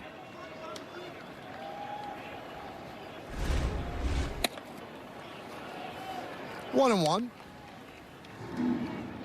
It's a frustrating afternoon for Carlos Rodon. Has only given up 2 hits. His stuff has been really good. A 3-run home run, a 2-run base hit, the difference. Certainly not helped in this inning by the E5 by Cabrera, usually sure-handed. That started off the inning with a runner on rather than 1 out.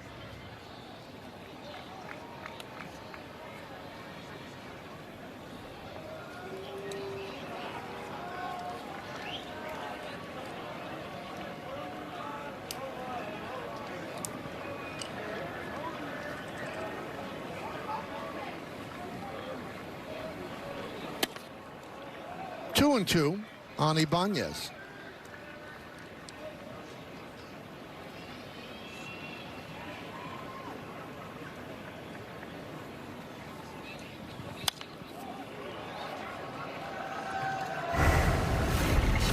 Well, the home run in the 3rd inning. We'll take a look at the exit velocity presented by Spectrum.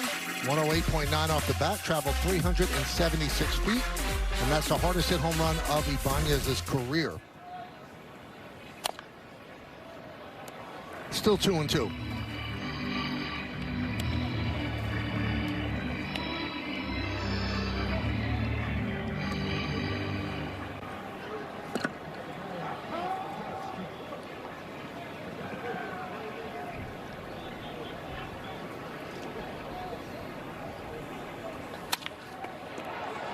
That's a nice play by Cabrera. There's one, but not in time. Good scoop by Chisholm, saving Cabrera another error. 2 outs.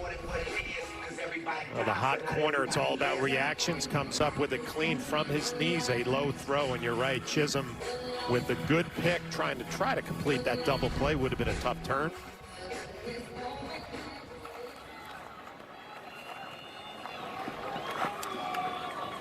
So here's Spencer Torkelson. Line down the left field line, foul. It's against the screen. I talked about this a little bit earlier. Torkelson batting average over 300, couple of home runs, 6 RBIs, but changed his stance, his posture at the plate, a little bit more bent over and athletic. And he said that it just keeps his bat head through the zone on the right path a little bit better than in the past.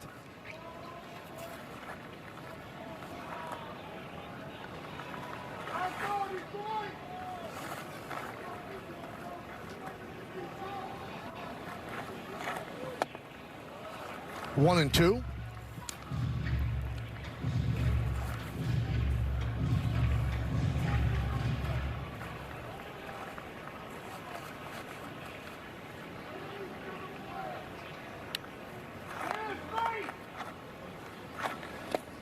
Did he go?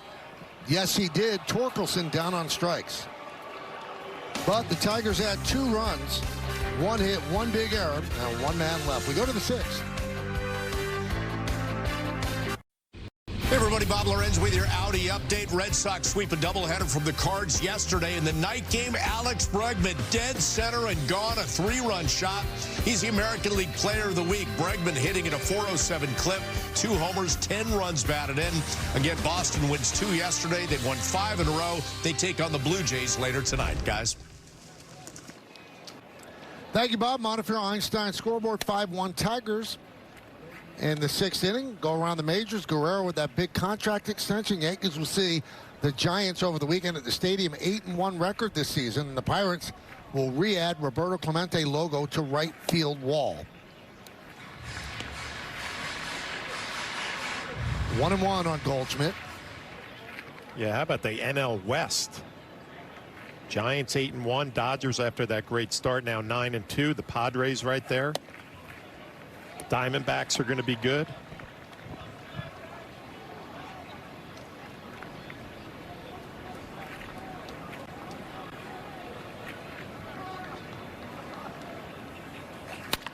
Soft ground ball, right side. Keith over to Torkelson. 1 down here in the 6th. Casey Mize trying to get through 6 innings. His last outing, he threw 82 pitches, already at 83 now. 1 out here in the 6th.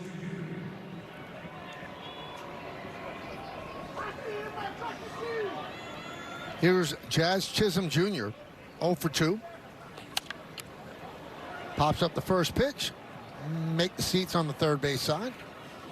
Right over the Tiger dugout.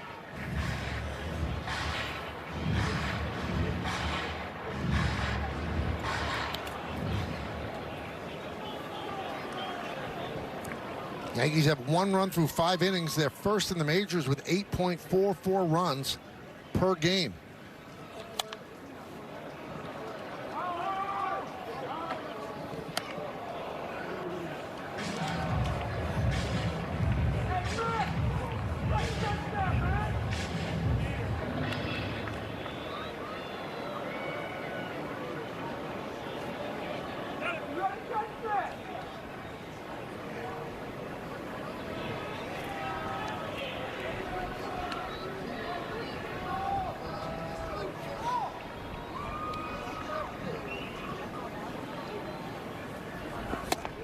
And down goes Chisholm.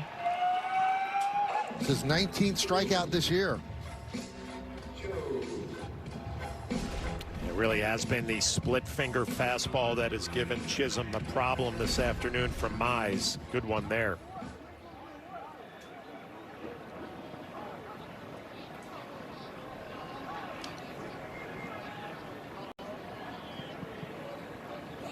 Pitches upstairs to Volpe. Volpe's 0 for 2.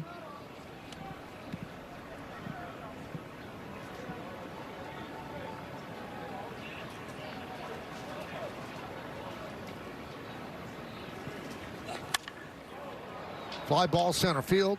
Kreidler in perfect position puts it away. And the Yankees go down in order 1, 2, 3.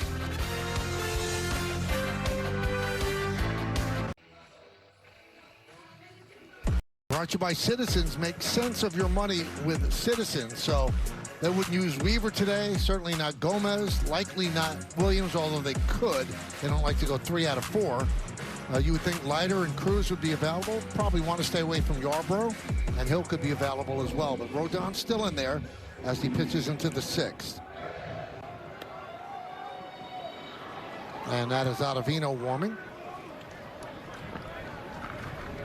Riley Green leads off. 85 pitches for Rodon.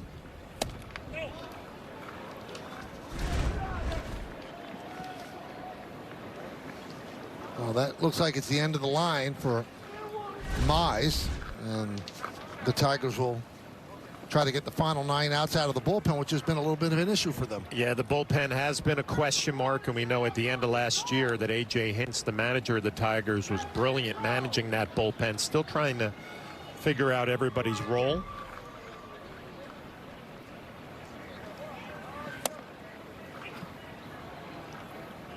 Two and one.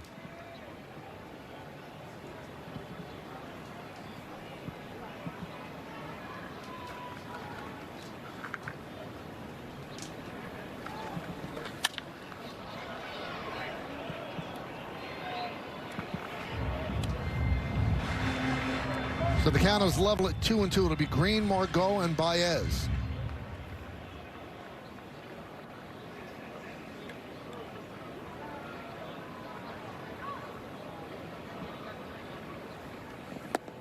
Three and 2 on Green. Green's 0 for 2. Grounded to second and struck out.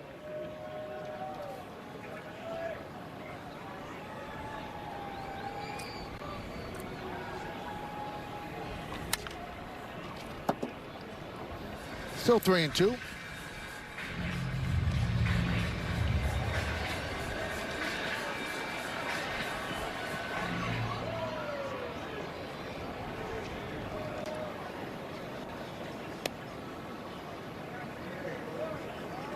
Swing and a miss, got him. 1 down here in the 6th. That's a good start to the 6th inning. We'll see how long Aaron Boone goes with Carlos Rodon as that slider elevated, Green right underneath it. Rodon's last outing, 96 pitches. Aaron Boone would love to get him through the 6th inning, extend that pitch count a little bit. And the pitch to Margot is a strike. Margot's 0 for 2, a strikeout and a ground ball.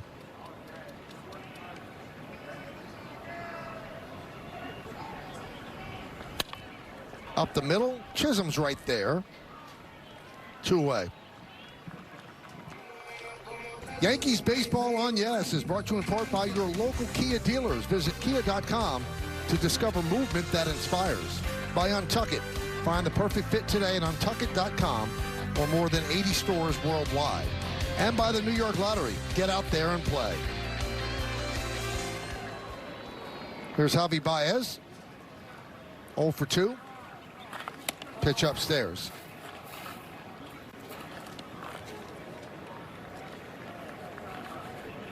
Well, when you're a starting pitcher and you throw maybe close to 100 pitches in a ball game, you start breaking down your outing afterwards, and you can really think of 2 bad pitches that maybe Rodon threw today.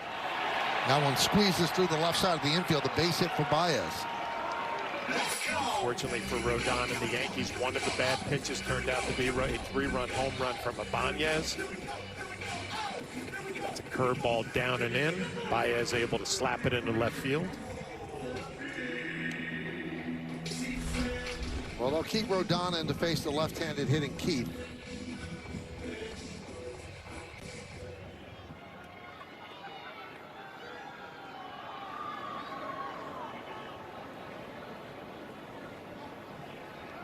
They haven't picked off. Throw to second, and the tag is not applied. The second base umpire Tomlinson said safe. But Anthony Volpe tells the Yankee dugout to look at it. Well, Baez saying he was safe. Volpe saying he applied the tag. Let's take another look at it. New York is challenging the safe call at second base. I think he got him because he slid into the foot. Yep.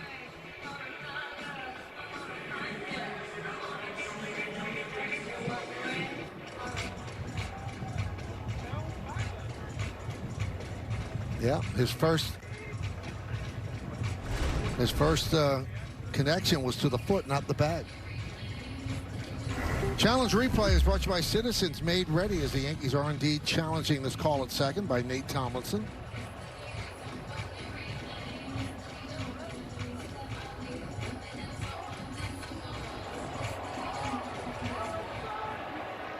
Well, Rodon's walking up the mound. He just saw the replay on the big screen.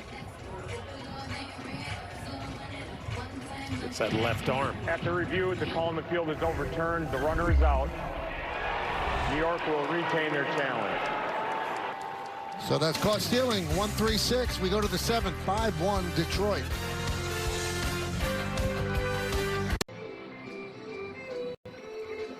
Argument with home plate umpire Bruce Dreckman and Aaron Boone. Doesn't seem quite animated at this point. Not sure if he was thrown out. You can't argue balls and strikes. Ford scoreboard, top of the 7th inning. Tigers 5 and the Yankees 1. Dreckman has had an inconsistent day behind the plate. I think that's a perfect way to describe it. The Tigers have had some complaints. Aaron Boone, Carlos Rodon, Austin Wells look like they've had some issues.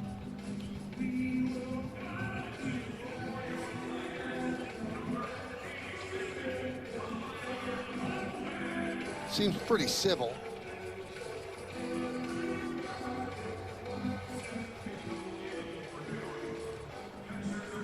New pitcher for the Tigers, Tyler Holton. So Boone returns to his spot, has not been thrown out, just a discussion. This will be Holton's 4th game. Zach McKinstry takes over in right field for Margot as they try to tighten up their defense. Here in the 7th, bottom 3rd of the order, Wells, Grisham, and Cabrera. So they bring in the lefty. He'll face 2 lefties and a switch hitter who's not as strong from the right side. Well, Tyler Holton was a big part of last year's club. He pitched in 66 games, 9 starts, went 7-2 with 8 saves. That one's lined into center field. It's a base hit for Wells. Let's check out the T-Mobile coverage cam, and we had it on Casey Mize. Well, we told you that Casey Mize had an outstanding first start of his season against the Mariners. Well, he backed it up this afternoon against the Yankees. They saw the split. They saw the fastball. They saw the split again to Bellinger. Casey Mize, 2 starts this year, is off to a great start. And here comes Boone again to talk with Dreckman. This looks like it's a lineup situation. Just some clarification from the home plate umpire.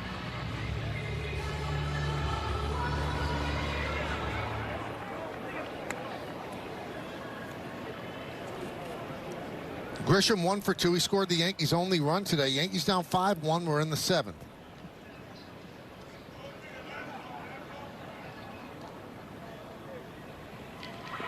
Shows bunt, takes outside.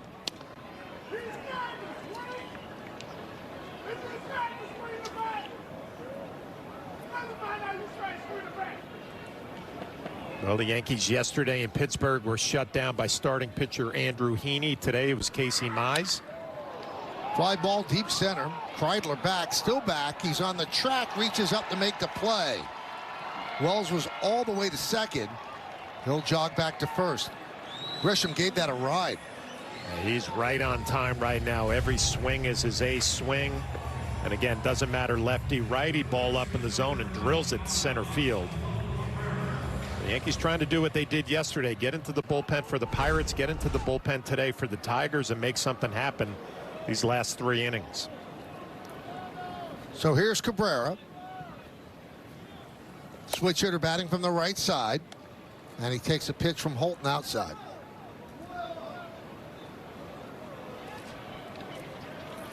And Holton has it all: the changeup, the cutter, the four-seamer, a sweeper, a curveball, a sinker. A kitchen sink type pitcher from the left side.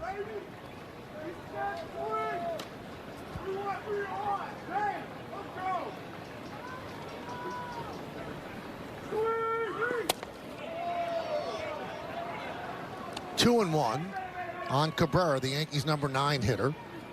Will Vest is warming for the Tigers.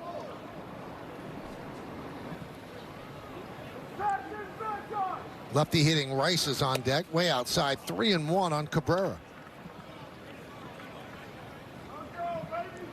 West would likely come in for Judge, who's in the hole after Rice.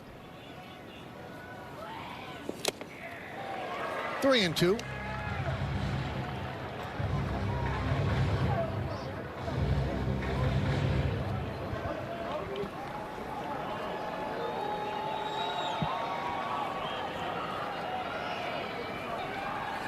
Foul back to the screen.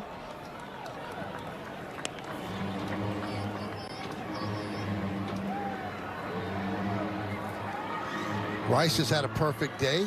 Well, somewhat imperfect. He had 2 walks and a triple, was picked off at third with Judge at the plate.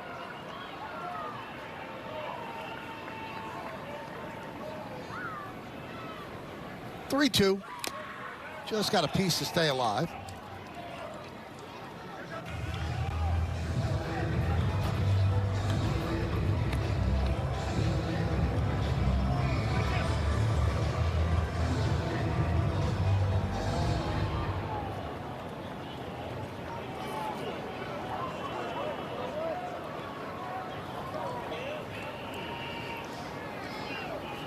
And the pitch.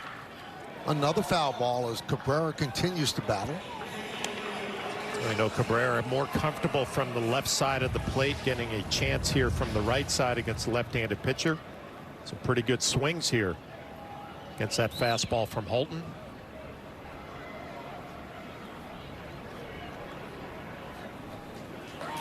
Lined up the middle and grabbed there by Baez, and they'll turn it into 2. Baez with a beautiful defensive play turns a 6-4-3 double play to get out of the inning. Slowed down by Holton. That allowed Baez to get it, flip it to Keith, and that's a 1-6-4-3 double play. Time for your Ford Studio game. Yankees going to have to find a way to rally here. Yeah, I think frustrating is the word of the day for the Yankees in the next game. Offensively, unable to do any damage against Mize. And then if you're Rodon, you'd love to have that hanging changeup back that turned into a 3-run homer. When you strike out 8 across 6 innings, you've got good stuff. But Rodon bitten by that home run, and then a soft 2-run single in this game as well. We will hear from Rodon, Aaron Boone, and more coming up on the postgame, fellas. Thank you, guys. Ford scoreboard 5-1 Tigers, bottom of the 7th. Rodon comes out because the lefty Colt Keith is up. Remember, Keith was up and he picked off Baez. It scored a 1-3-6, caught stealing. Dreckman talking with the third base umpire, Mark Wegner, as we prepare to start the bottom of the 7th inning.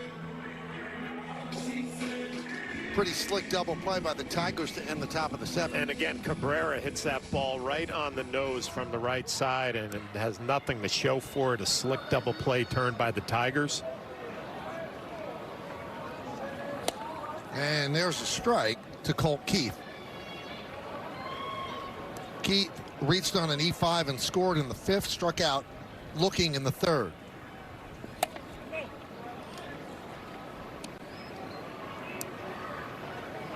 Heard what Jack just said in the studio. He's got good stuff. He's got strikeouts. He made that one mistake on the 3-run home run, victimized by the error in the 5th. Kind of a soft single to center field, scored the 2 runs in the 5th inning. And he's given the Yankees length, which is what they desperately needed today. Yeah, and the keys to the game, that was one of the things I mentioned, that they needed to get length from Carlos Rodon. He has done that. Give the bullpen a little bit of a breather.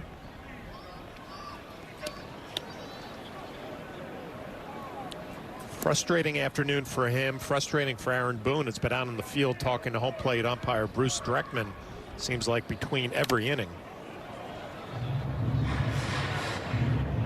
Still 2-2.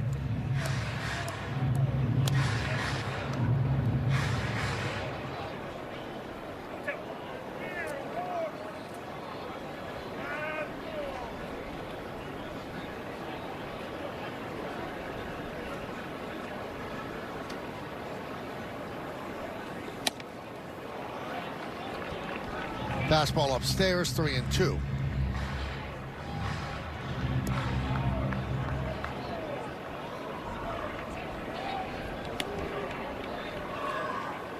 And the pitch. Base hit. Keith leads off the 7th inning with a single. That'll be the last pitch thrown by Rodon. Boone will go to the bullpen.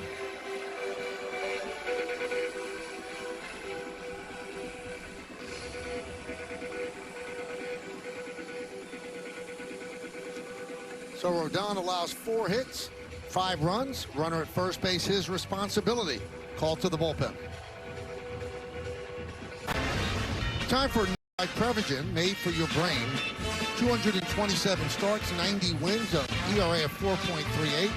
Pitched for the Tigers in 2020. The Yankees 10 through 16. Then the Pirates and the White Sox.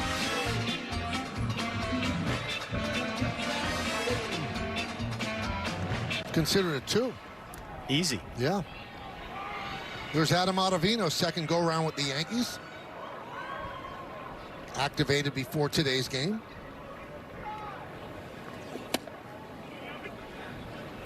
And there's a strike to Rogers. Runner at first, nobody out.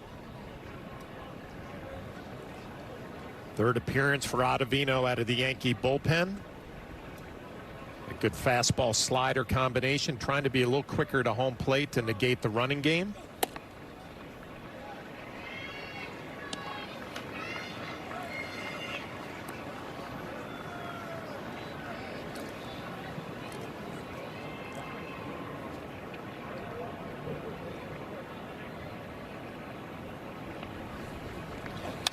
Foul back to the screen, 1-2.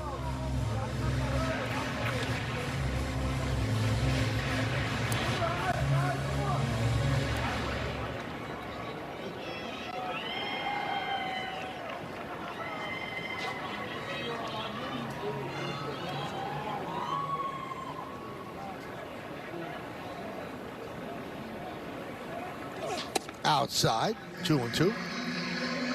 Hedrick sent down yesterday. Ottavino, who was with the Yankees, then designated for assignment, refused an assignment to the minor leagues, became a free agent, and then was re-signed by the Yankees. And here he is right now.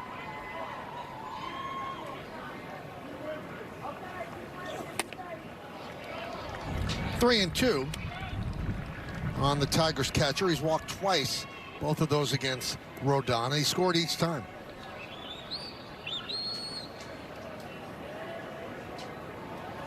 Kreidler's on deck.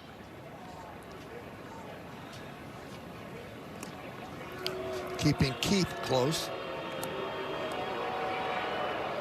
Yeah, Keith not a burner at first base, but you wonder if A.J. Hinch will have him on the move here. 3-2. Trusting Rogers either to swing at a strike, put it in play, or take ball 4. Runner goes. Fouled away.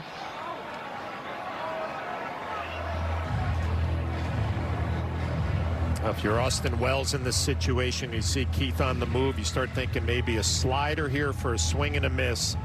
Possibility of a strike him out, throw him out to second base if Ottavino can execute a pitch.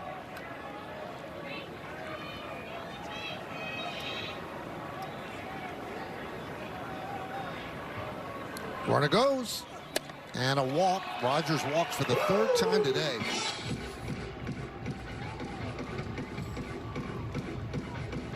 So the Tigers runners on first and second, nobody out here in the 7th. Kreidler laid down a sac bunt his last time up. Let's see if he does it again. They're up 5-1. You would expect the same situation that occurred in the 5th inning. There was an error on Keith's ground ball, then a walk to Rogers. Kreidler sacrifice bunt, set the Tigers up for a productive inning.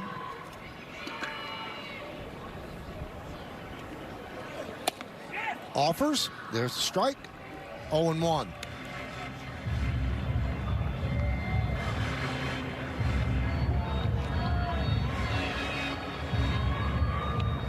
Paul Goldschmidt was crashing hard from first base, trying to be aggressive to field a bunt ground ball, and deliver a good throw to third base.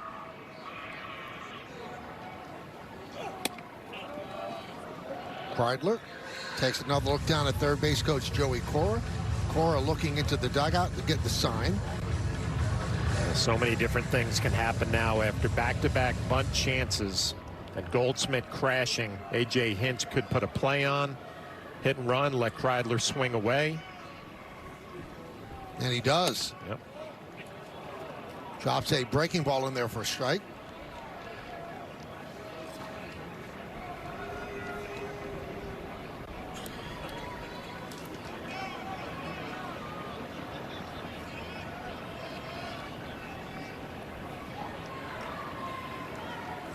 Swing and a miss. Big strikeout of Kreidler.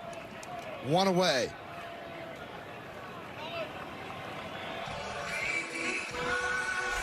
Scouting report on Ottavino is he loves his slider with 2 strikes. He comes with a 2-seam fastball and just throws it right by the number 9 hitter for the Tigers.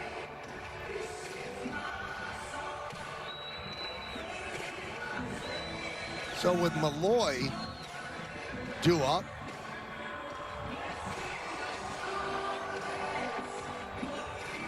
there'll be a little conference on the mound. Aaron Boone was ready for this with the Tigers having some dangerous left-handed bats on the bench. Only a matter of time before A.J. Hinch runs across a matchup that he feels good about. He likes Carpenter against Ottavino. So Carpenter is officially introduced.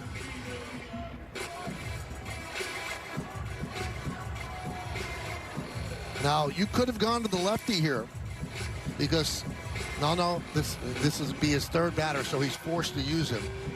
As Rodon started the inning, and then Ottavino has faced Rogers and Kreidler, so they're stuck with having Ottavino against the lefty Carpenter, and you know that's part of managing in this 3-batter era, to set yourself up for these situations where the other manager can't do a thing. Yeah, you hear managers and bench coaches talking all the time about matchups that they want to get to from a bullpen situation. This is one of those matchups that A.J. Hinch was looking at, and he got it here in the 7th.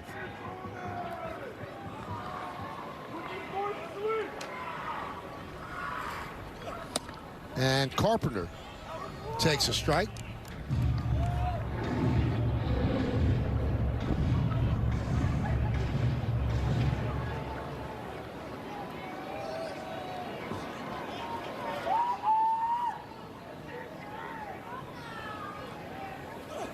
Pitch outside, 1-1.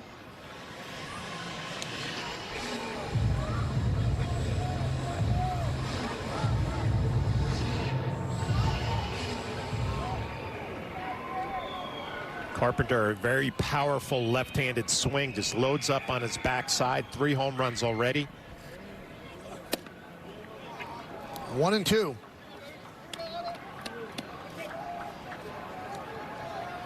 Since last season, Judge leads in slugging in the American League. Carpenter is 4th behind Tucker and Witt.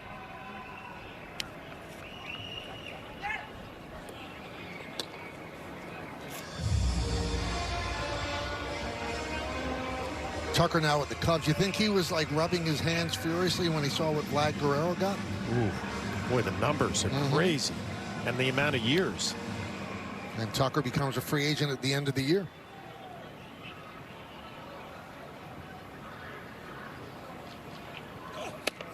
Two and two.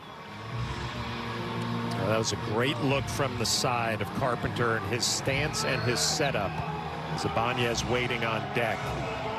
Just gets his weight on his back leg. You look at his back leg and his hands, all the weight on the backside, and it's so simple. Just get a pitch to hit, let it fly. Checks his swing, so the count 3-2.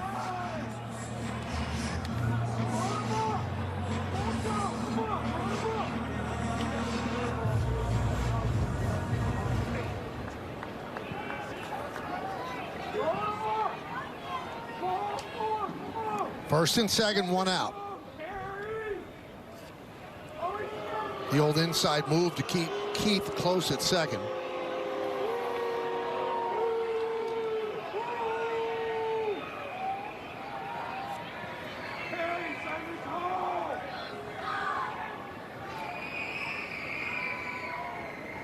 And the payoff. And he walked him to load the bases. So Ottavino has faced the requisite 3. And Ibanez coming up. Like we're going to have a pinch hitter. Sweeney. Now that allows Boone to make the move for the left-hander. Sweeney has not yet been announced. He will be in a moment.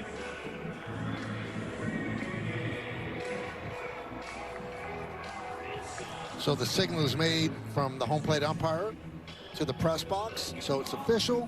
Trey Sweeney pinch hitting for Ibanez. And the Yankees will go to the pen. So Ottavino walks 2 and strikes out 1, facing 3.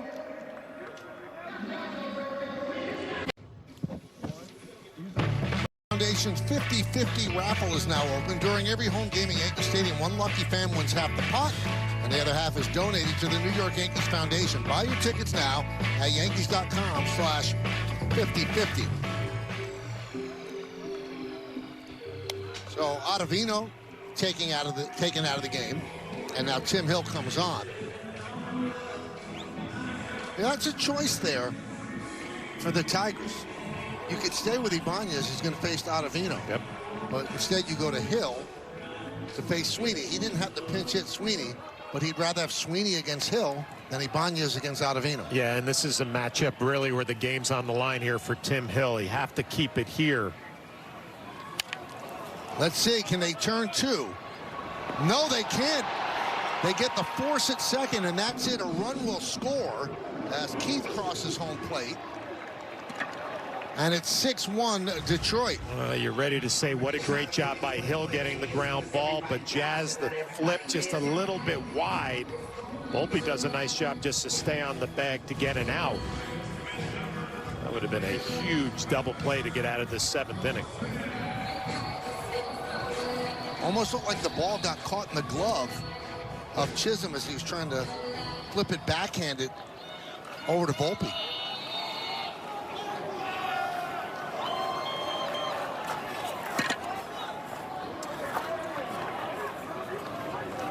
So Rogers moves to 3rd.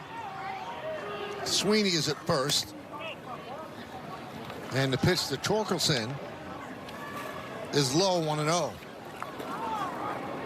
Bo Brisky is up for the Tigers. They're up by 5. First game of this 3-game set. And a strike, 1-1. Tim Hill pitched on Saturday in Pittsburgh, a scoreless inning of relief.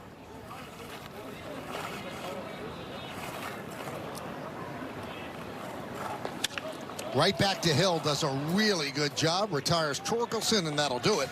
But the Tigers get a run on 1 hit, 2 men left. We'll go to the 8th inning. Time for the outplay. Well, back in the 3rd inning, Ben Rice goes down and scoops one to right center field. First baseman, DH, and also a catcher, but this is going to be a triple for Ben Rice as he slides into 3rd safely.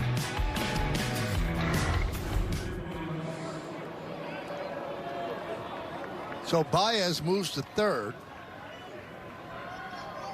Sweeney takes over at short. And Bo Brisky is the new pitcher. And he deals to Rice low. 5th game for Brisky.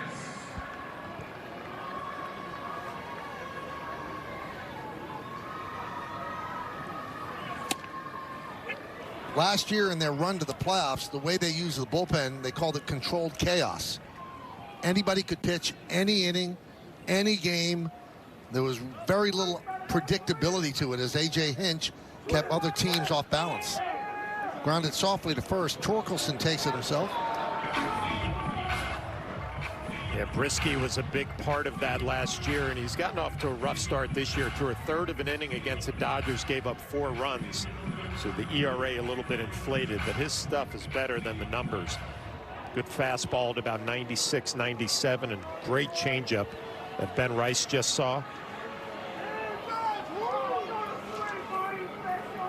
Here's Judge. He's driven the only run today, an RBI single. And there's a slider for a strike. Judge 1 for 2 with a walk. Now has 18 runs batted in.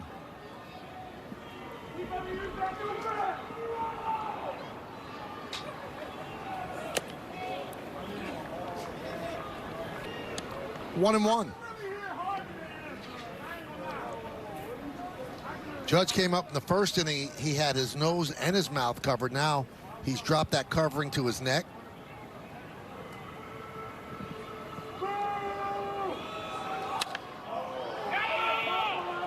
Hopped up on the right side. And the catch is made by Keith. Round number 2. Well, fans, don't miss the premiere of a new Yes docuseries, The Stadium, and go behind the scenes to see the inner workings of one of the most iconic sports venues in the world. Watch the premiere episode Monday, April 14th, immediately following Yankees coverage on Yes and the Gotham Sports app.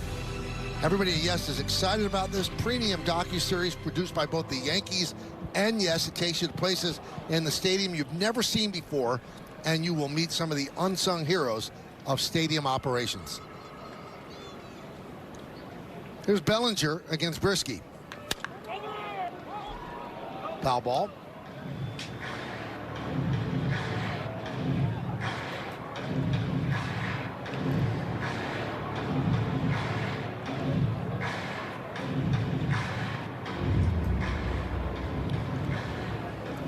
Brisky wears number 4, which is unusual for a pitcher.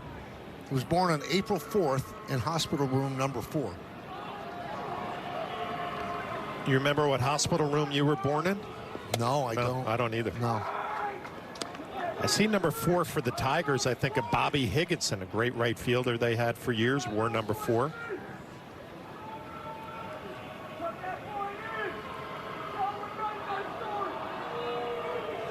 You know, during the Tigers' 31-13 finish, John, Brisky had 9 opener starts and then 10 relief appearances and pitched to a 2.05 ERA. He pitched in every single inning, from first inning to extra innings, and he even started back-to-back games as an opener.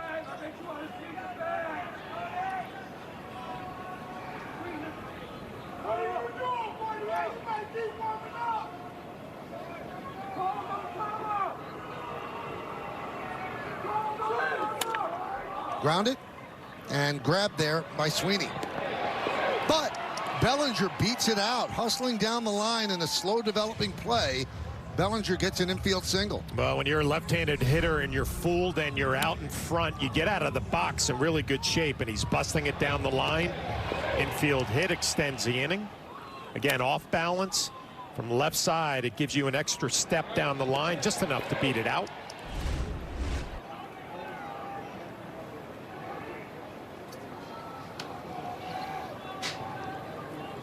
Goldschmidt fouls it back. We're in the 8th inning, and it's 6-1 to Detroit. First game of this 3-game set. This game was moved to a 3 o'clock start tomorrow and Wednesday, 1 o'clock starts. All 3 were originally scheduled for evening starts, but because of really bad weather that's expected and very cold temperatures, the games were moved proactively. And a respectable crowd, right, with the time change and the weather. 14,132 here at Comerica.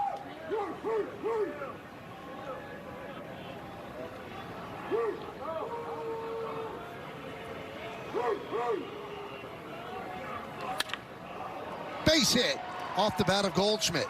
His second hit of the game as Bellinger moves to second. Boy, just a short, compact swing from Paul Goldschmidt as he gets ready to hit early. We've seen him get on top of that high heater the last couple of days. I think he's just trying to extend this 8th inning, look for one swing of the bat to try to get them back in it, give the Tigers a finish. Here's Jazz Chisholm.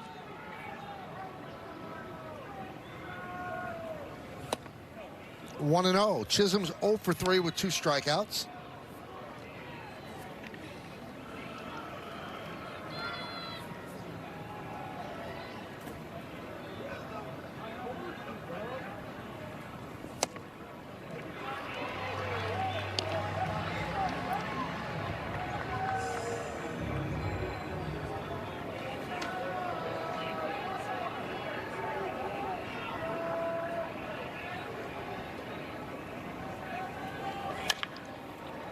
Grounded softly right side.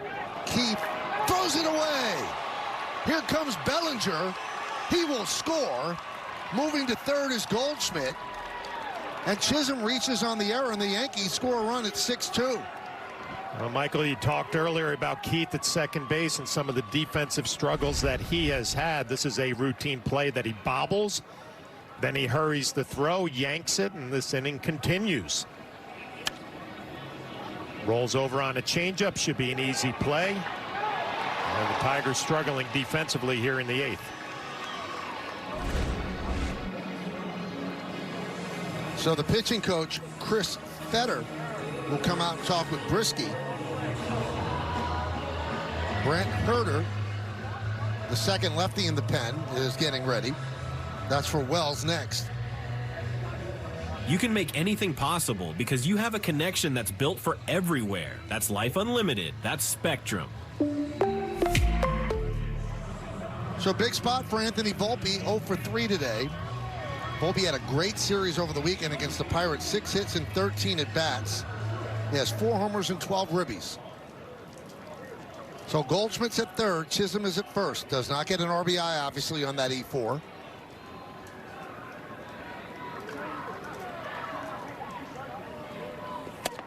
And a strike to Volpe. Well, Volpe 0 for 3 already today, but his first at bat, he had a ball on the line to center field. Had nothing to show for it, so still swinging the bat well after that series in Pittsburgh. Chisholm goes. No throw, just a fake, so stolen base for Chisholm.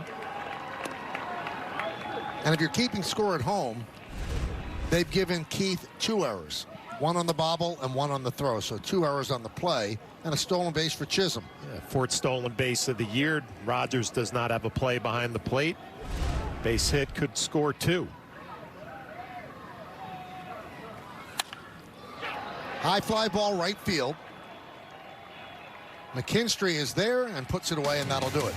Yankees get a run on 2 hits, 1 error, and 2 men left.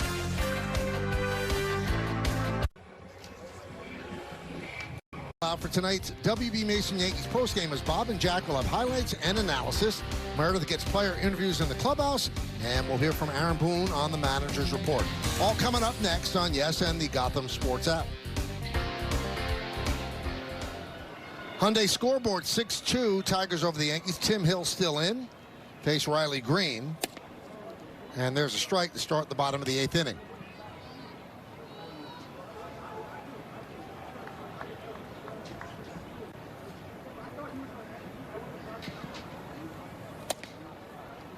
One and one.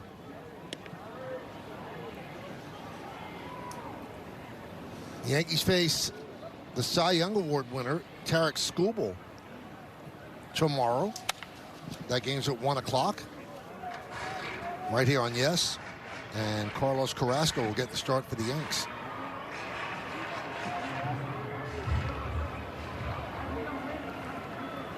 And Skubal might be falling under the due category. He's 0-2, 5.91. He's one of the best pitchers in the game. Yeah, it's only a matter of time before he gets rolling. Green down on strikes for the 3rd time today. Yankees hockey jersey night is back for 2025. Come out to Yankee Stadium on Friday, April 25th, when the Yankees take on the Blue Jays. First 18,000 guests in attendance receive a Yankees hockey jersey courtesy of DKNY. Tickets going fast, so get yours today at Yankees.com.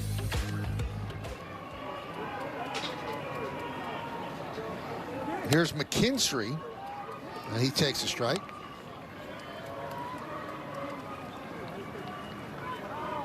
Took over defensively in right field for Margot. Lines that one to left field, a base hit.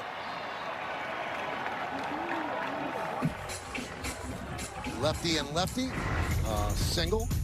So Carrasco comes in with a 7.36 ERA. A lot of that ERA is because of a rough outing out of the bullpen. 2 innings. Skubal, 5.91. He struck out 10 and 10 2/3, walked 4. An opponent's OPS, 875. Yankees, remember Tommy Kahnle. He's warming alongside Herter. And here's Baez. 1-0.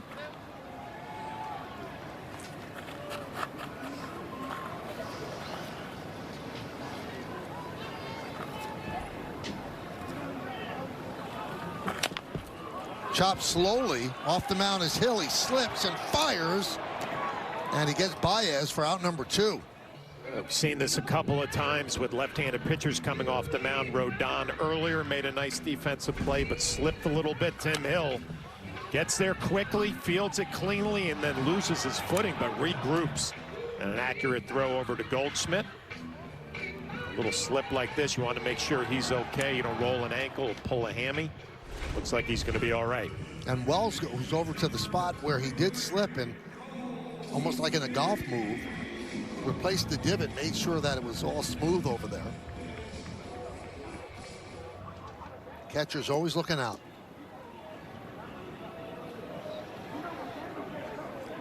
So here is Keith. And a ground ball to Chisholm. Wide throw, but a nice stretch. Stays on the bag for Goldschmidt. And he throws home. Nobody was home, but that was the 3rd out. I guess he did that in case it was called safe. Now you see if A.J. Hinch wants to challenge this. Well, the out was indeed an out. Livensbarger did the right thing. And a great stretch by Goldschmidt, saving Chisholm and errors. Foot stayed on the bag. It is time. Well, we've seen from Paul Goldschmidt that he has some good hands working over at first base. Chisholm with the wide throw. Goldschmidt taking nothing for granted. The play keeps his foot on the bag. Your good hands replay. Now it's time to name that Yankee. Here are the clues. I believe the answer is, and we mentioned him over the weekend, Ivan Nova. Good call. The last multi-year free agent contract signed by the Pittsburgh Pirates.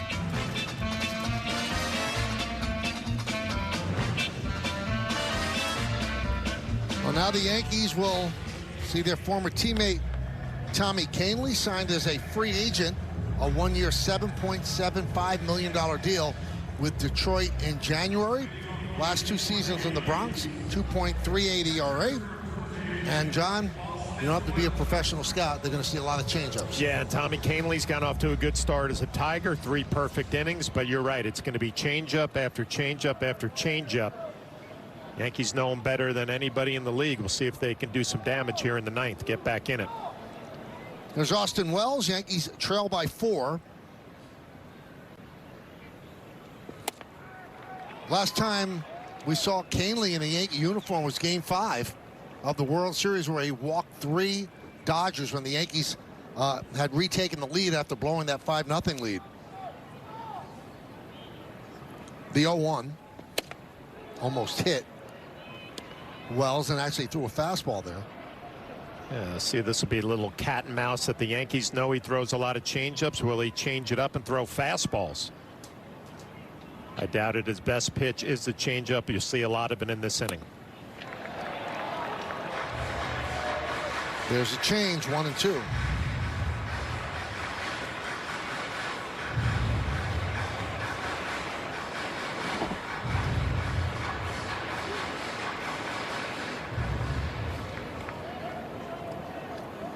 During last year's postseason run, Kahnle threw 61 consecutive changeups.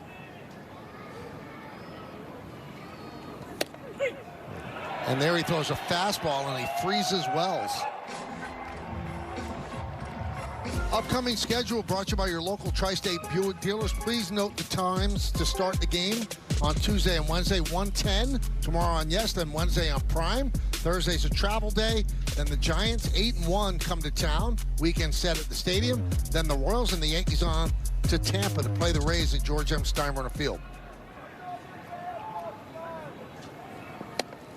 Grisham outside, 1-0. Grisham, 1 for 3.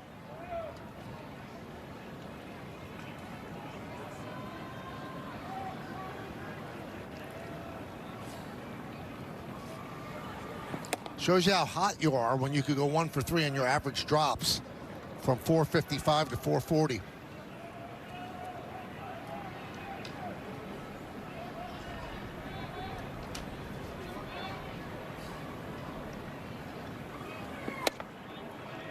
And a strike.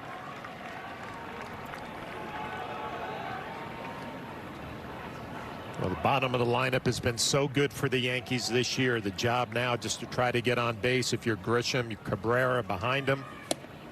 And down goes. No, that was strike 2. I apologize. 2-2.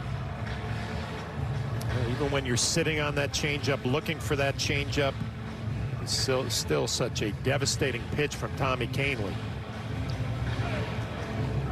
92% changeup usage so far this season.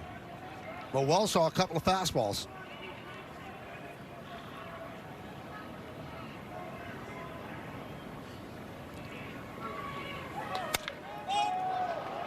Popped up on the left side. And the Yankees are down to their final out. Yankees Baseball on Yes is brought to you in part by Memorial Sloan Kettering Cancer Center and by Nissan. At Nissan, we make cars that thrill. Experience the thrill for yourself today. Shop NissanUSA.com.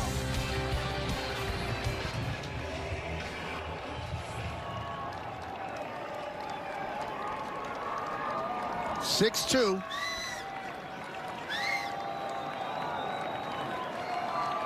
Yankees are trailing. 2 men out. 1-0 count on Oswaldo Cabrera. 0 for 3 in this one. Yankees have out-hit the Tigers 7-5, but the Tigers lead 6-2. That clips the outside corner, 1-1.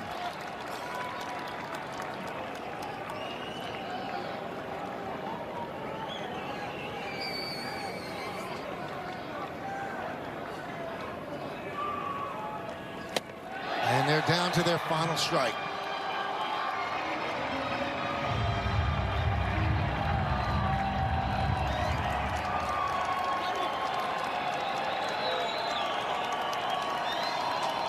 Kahnle deals. Fouled away.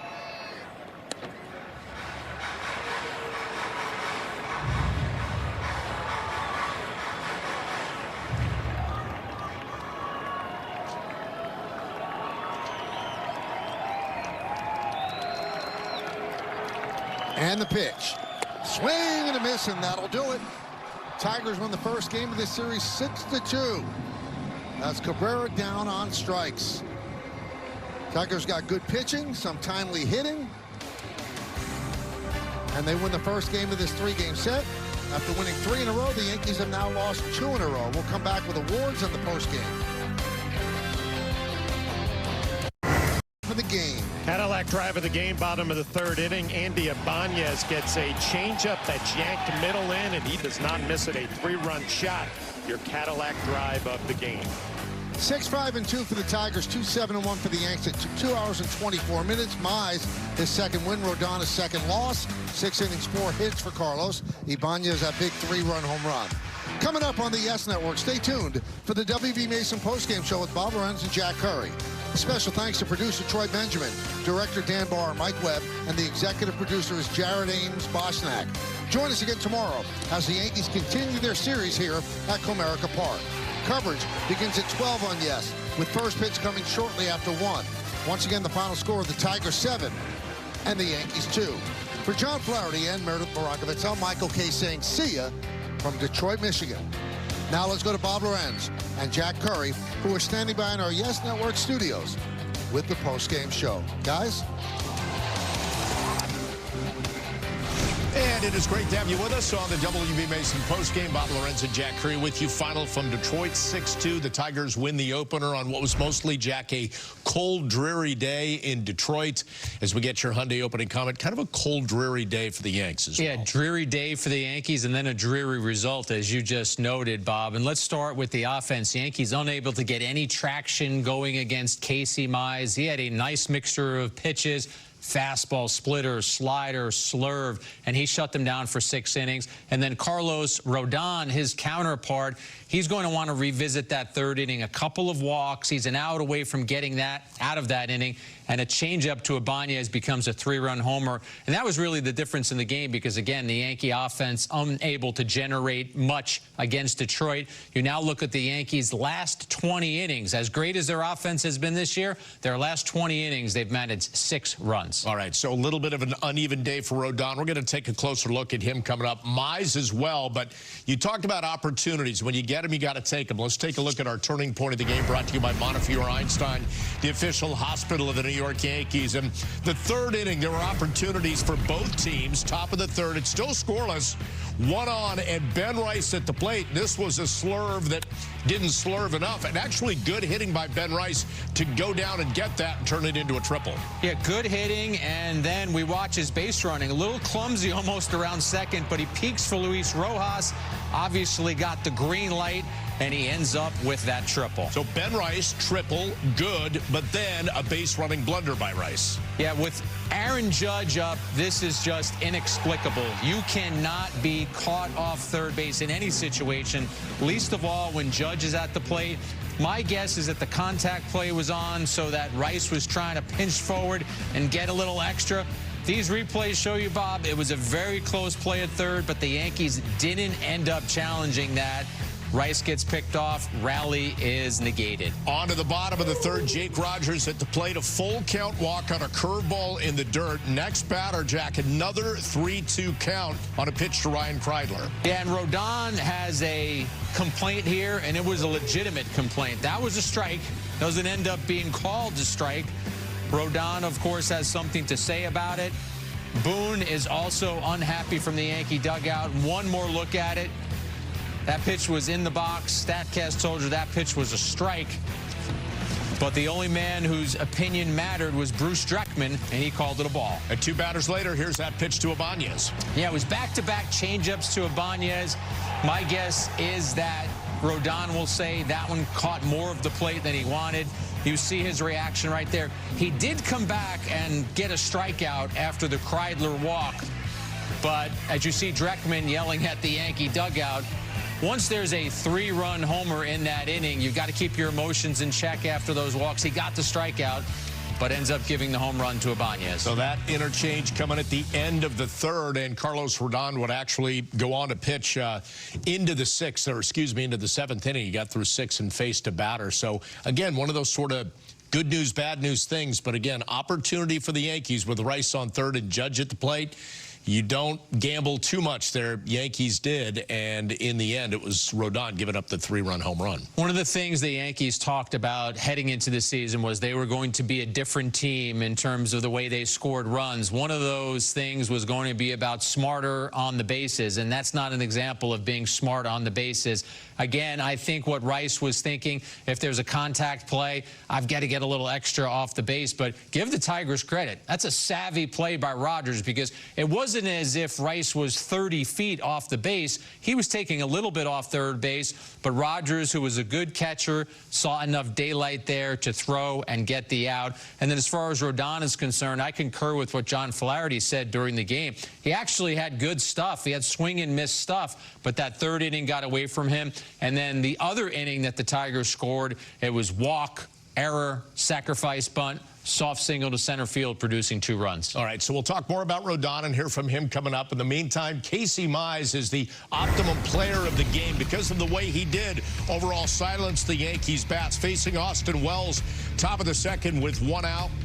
Just going fastball here, freezing Wells with a fastball in for strike 3. Cabrera leading off the third. Mize ahead 1-2, gets him down. And again, just that good mix of pitches. Yeah, his splitter was really good today. He's going to get Chisholm with it right there. Volpe is the next batter. Mize is able to get him on a 4-seam fastball. 2 on for Bellinger in the 5th. And again, when it was the lefties, he went to that splitter. Jazz one more time, it's a lefty. Guess what he's throwing? He threw a splitter for another K. 6 really strong innings for him. Allowed the 1 run, struck out 6. So you take a look at the Yankees box score. Just 7 men left on base, 1 for 5 with runners in scoring position. Not able to do a lot of damage, certainly against Mize. Now, we have seen against some good pitchers some domination. Zach Allen stands out against the Diamondbacks. Against Corbin Burns, though, they wore him out a little bit, Jack, and got him out of the game at about 98 pitches. So you at least want to see some of those at bats. They weren't able to get many of those against Mize today. No, we didn't see that. And I think Mize was similar to Heaney yesterday, Bob, in that he had a wide assortment of pitches that he was able to go to get some swing and miss, to get ahead in counts, to keep the Yankees off balance. Second game where they have looked off balance against the starting pitcher, and Mize did a great job of controlling the zone. And as that highlight package pointed out, when he had lefties in a situation where he could get a swing and miss, he was going to that splitter. And that splitter was as good as you will see a pitcher's splitter today. That's how much movement he was getting on that pitch. Well, folks, don't miss the premiere of a new Yes docuseries, The Stadium. And go behind the scenes to see the inner workings of one of the most iconic sports venues in the world. Watch the premiere episode Monday, April 14th, immediately following Yankees coverage on Yes and the Gotham Sports app. We'll take a quick break. A lot more coming up on the WB Mason postgame. We're going to hear from the manager, Aaron Boone, about this one. Tigers winning it 6-2. Yanks drop their second straight. We're back with Boone after this.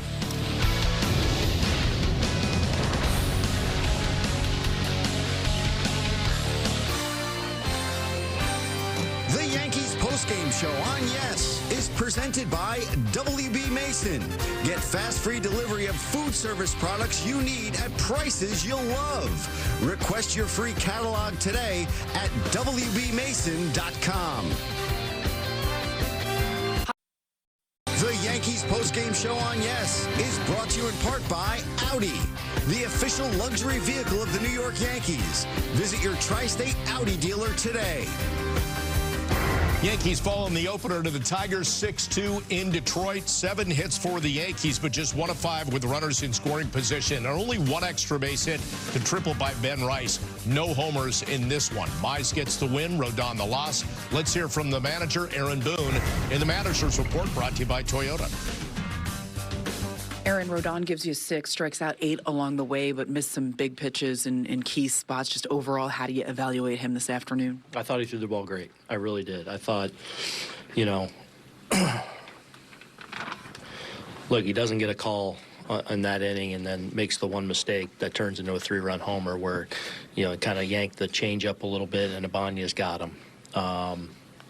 But really outside of that, I thought he was excellent. And it's kind of what I told him. You know, the line's not going to show it, but like we roll that out there every time, you know, Carlos, we're going to be in a good spot. So thought he did a lot of really good things. Thought he was in control of the game. But again, that 3-2 call, you know, looked like right there, and then a hanging change or a yank change up a little bit that cost him. But I thought around that was excellent. You mentioned that third inning. He also walked Rogers before the walk to Kreidler that he wanted the call on. Just how bothered do you think he was by that? Did that affect him the rest of the inning? Oh, I don't know. I mean, you know, he ends up – it's the one mistake. So I don't – I'd like to think it didn't bother him too much. I mean, you know, Ibanez is really tough and is turned into a guy that's really tough against left-handed pitching, and so it's a mistake. I don't know how much of that was, you know, I thought he was very much in command of himself out there emotionally, so more than anything, I just think it was a mistake. Mize kept the offense quiet for the most part. Just what made him effective? Yeah, I thought he mixed well. Look, I thought we had the right at-bats against Mize, too. You know, different than Heaney.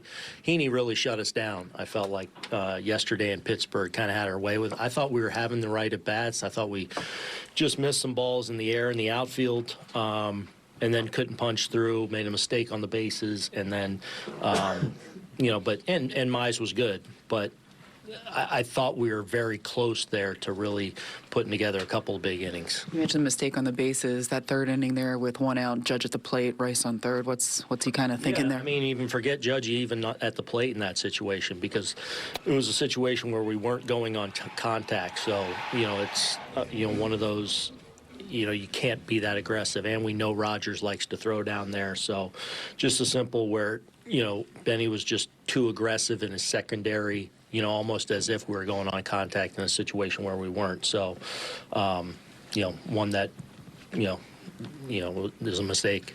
You mentioned being down a few guys prior to the game in the bullpen. Just how important was it for Carlos to go as long as he did? It was big. You know, big reset for us. So it would have been really nice, obviously, to have it go our way. But the way he threw the ball in a game where we needed him to do that, was good. You kept the conversation going with Dreckman for a while. Was that just strike zone related all, or was it? No, it was more the play at second, where why we shouldn't have. That shouldn't be. He's out by 10 feet. If you're making that call safe, you better be right. That's my feeling on that play. What if I don't have a challenge there, and a guy that's out by 10 feet swimming out there, and he's out. That's one of those. If you calling him safe there, I feel like you should be darn right. Because that's not a bang bang play. And you guys have scored at least 4 runs in every game. I know that's not going to keep up, but yeah. But it just shows how hard it is to produce. I think we scored 3 once. You do? Yeah, I think we scored 3 once. I'll go back and check that. Yeah, I mean, look, again, and today was a day where I felt like, again, different than Pittsburgh yesterday where we scored late and got back in it. Heaney kind of shut us down there, especially through those middle innings. And Mize, I thought, pitched well, but I actually thought up and down the lineup we had some good at-bats. Belly just missed one. Rice was on base all day. Grish just, got one good to left. Same with Wells. I felt like we took good at-bats against them and just missed a handful of pitches. That's hitting sometimes. So I thought our approach was good. He beat us today, though. So one of the takeaways there, Jack, is some days the breaks or the calls or whatever go your way. It feels like today maybe that wasn't one of those days for the Yankees. And sometimes when the postgame rolls around, even if you've had a dispute about a call, you just kind of slough it off and move on to tomorrow. You can tell Aaron Boone's still upset about that 3-2 pitch that was called a ball to Kreidler. It was a strike. If that's a strikeout and Rodon gets the next strikeout, Ibanez never bats in that inning. So that's obviously why the Yankees were very irritated by what happened in that situation. Dreckman called it a strike. The Yankees had to live with that. And then one other thing, when we were talking about Rice's pickoff at third base, I said perhaps he was trying to get a little more if a contact play was on. Well, Boone just indicated that the contact play wasn't on. So for Rice to get picked off in that situation, it makes it even more egregious because, yeah, you want to be aggressive and you want to make sure that you can score, but you can't be creeping so far off the base that you eventually get picked off. All right, we will take another break. We got a lot more coming up here on the WB Mason postgame. More on Carlos Rodon and the outing that he had today in a 6-2 loss to Detroit. Stick around.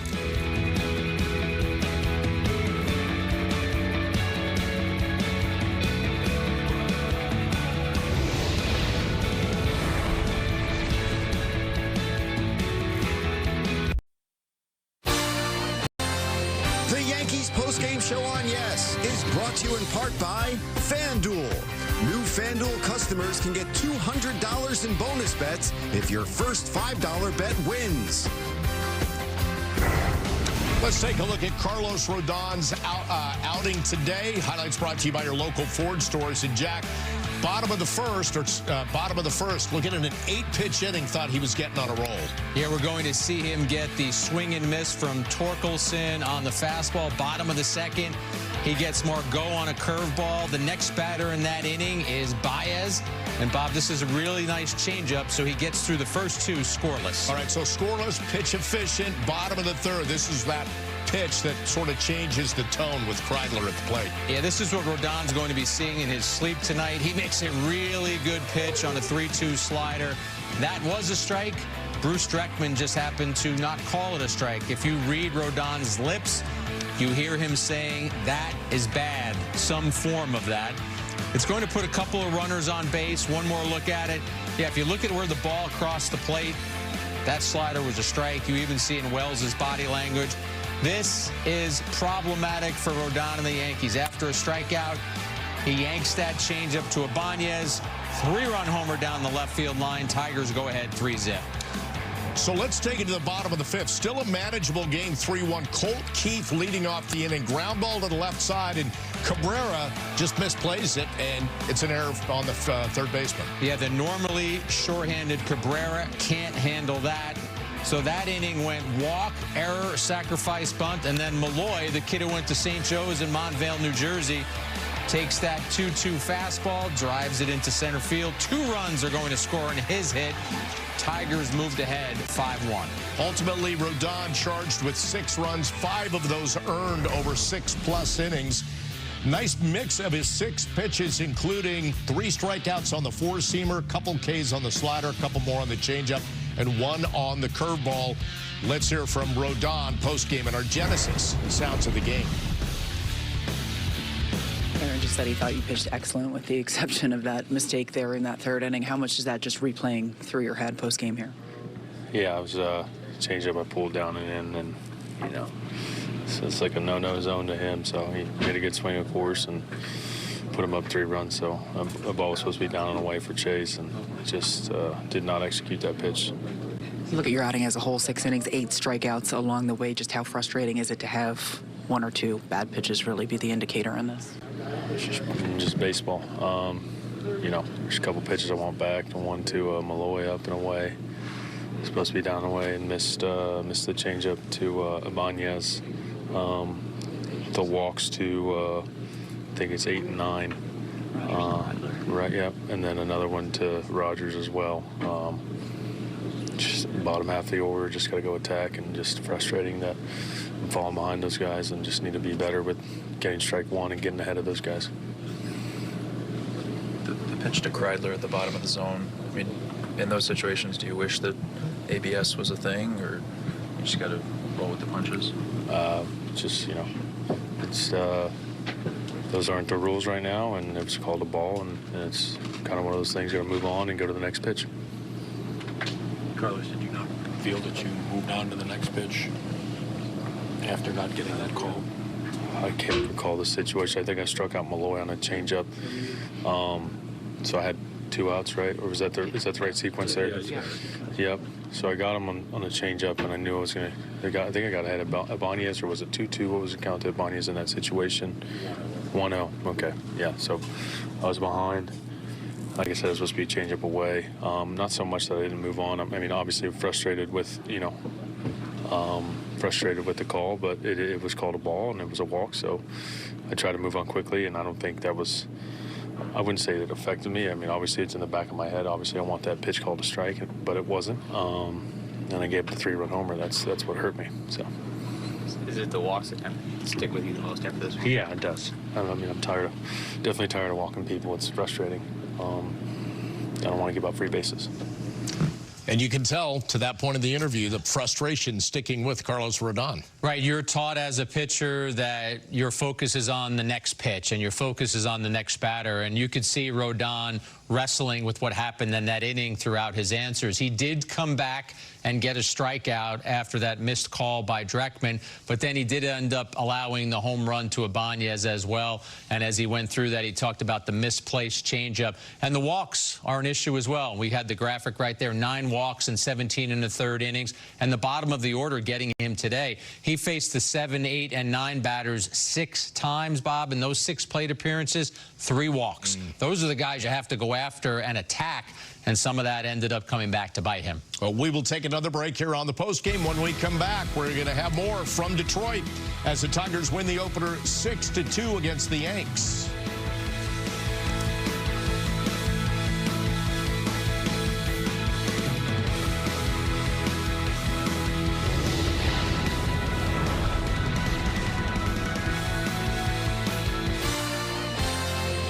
Yankees postgame show on Yes is brought to you in part by EEP Law, New York City's powerhouse firm for victims. The Yankees postgame show on Yes is brought to you in part by your local Tri-State Genesis retailers. Learn more at genesis.com. Memorable moments in Yankees history presented by Prevagen, made for your brain. In 1977, Reggie Jackson made his Yankees debut against the Brewers, went 2 for 4 with a couple runs. 94, Don Mattingly got the 1,000th RBI of his career. And in 2007, A-Rod had a walk-off grand slam against the Orioles. Well, a friendly reminder, all three of these games in Detroit are now day games because of the frigid weather that's expected at night. We have the day game today, but tomorrow and Wednesday, the games are even earlier. Our coverage begins tomorrow at noon, first pitch at 1:10, and then our coverage Wednesday starts at 12:30 on Prime, with first pitch at 1:10 on Prime and post-game coverage on Yes immediately after. It's great to have you back. We've been detailing the 6-2 loss by the Yanks to the Tigers, and one of the key plays we addressed was in the third inning. Ben Rice triples. Great news set up with Aaron Judge coming up behind him, but he ended up getting picked off. So we take a look at that again, and just some of the problems that he had in that read. As we found out, he was just getting an aggressive secondary. Yeah, Aaron Boone saying that the contact play was not on. So when Rodgers wheels and throws, again, I give Rodgers a lot of credit because Rice is not that far off the base, but that almost makes it more of a sin because you can't fall asleep in that spot. Well, let's hear what Ben Rice has to say post-game after the loss today. It seemed like you were one of the few guys that was seeing Mize fairly well. Just what enabled you to do so?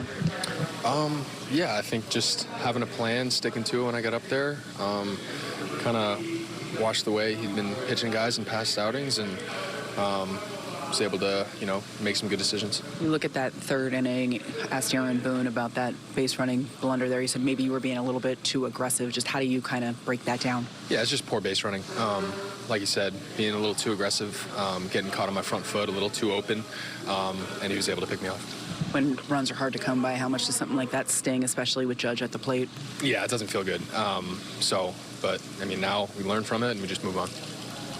Yep, just one of those days where everything has to be on point. It's that attention to detail and the little things that Boone talks about, and some of those things kind of crept into their game today. Right, we heard Ben Rice give the apt description, poor base running. And on a day where the Yankees struggled for offense, it's going to become even more glaring. We pointed out how Aaron Judge was at the plate. Perhaps it's a possibility for a long ball or a big inning. But Boone rightfully said during his press conference, it doesn't really matter who's up in that spot. You can't get picked off. You've got to be aware of your surroundings. So as much as Rice was smart on the bases to look for his third base coach and get him to third on a triple, he ended up getting picked off in a play that he'll remember. I don't think that will happen again this year. All right, we got to take another break. More coming up here on the WB Mason postgame as we recap the opener from Detroit. Stick around.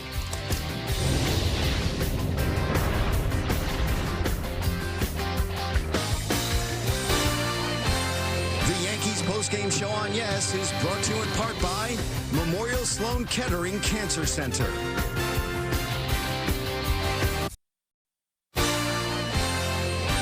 The Yankees post-game show on Yes is brought to you in part by your local Hyundai dealers. There's never been a better time to test drive that Hyundai you've always wanted.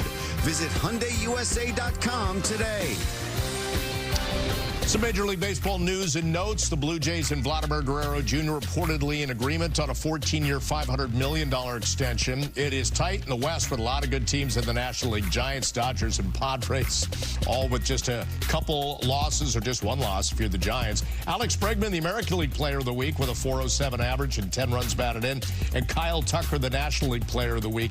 Bregman got paid, Tucker will get paid, and Vladdy got paid as well finally. And that was, it just makes all kinds of sense. We thought it was dead February 18th when Vladdy said no more talks, but he made it clear he wanted to be a lifetime Blue Jay. Yeah, and I think when you're the Blue Jays and you have a homegrown player who made his Major League debut with your organization at the age of 20, who was born in Canada and who has expressed a desire to stay in your organization, you have to work to try and make that happen. If working to make that happen means you have to extend yourselves more financially, as I think the Blue Jays did, well, then that's what you have to do. They tried for Ohtani and whiffed. They tried for Soto and whiffed. There have been other offseason moves that the Blue Jays have tried to execute that have failed. They could not allow Vladdy Guerrero to head into the offseason and have a free agent sweepstakes that would anger their fans. Now they try and anchor their team around a 26-year-old who has already finished in the top 6 in the MVP twice. So Vlad Guerrero gets paid. Yep. The Blue Jays keep their cornerstone player and try to build around him. All right, time for one more break here on the WB Mason postgame. We look ahead to Game 2 in Detroit on Tuesday afternoon, and Carlos Carrasco taking them out. We'll talk about him coming up next.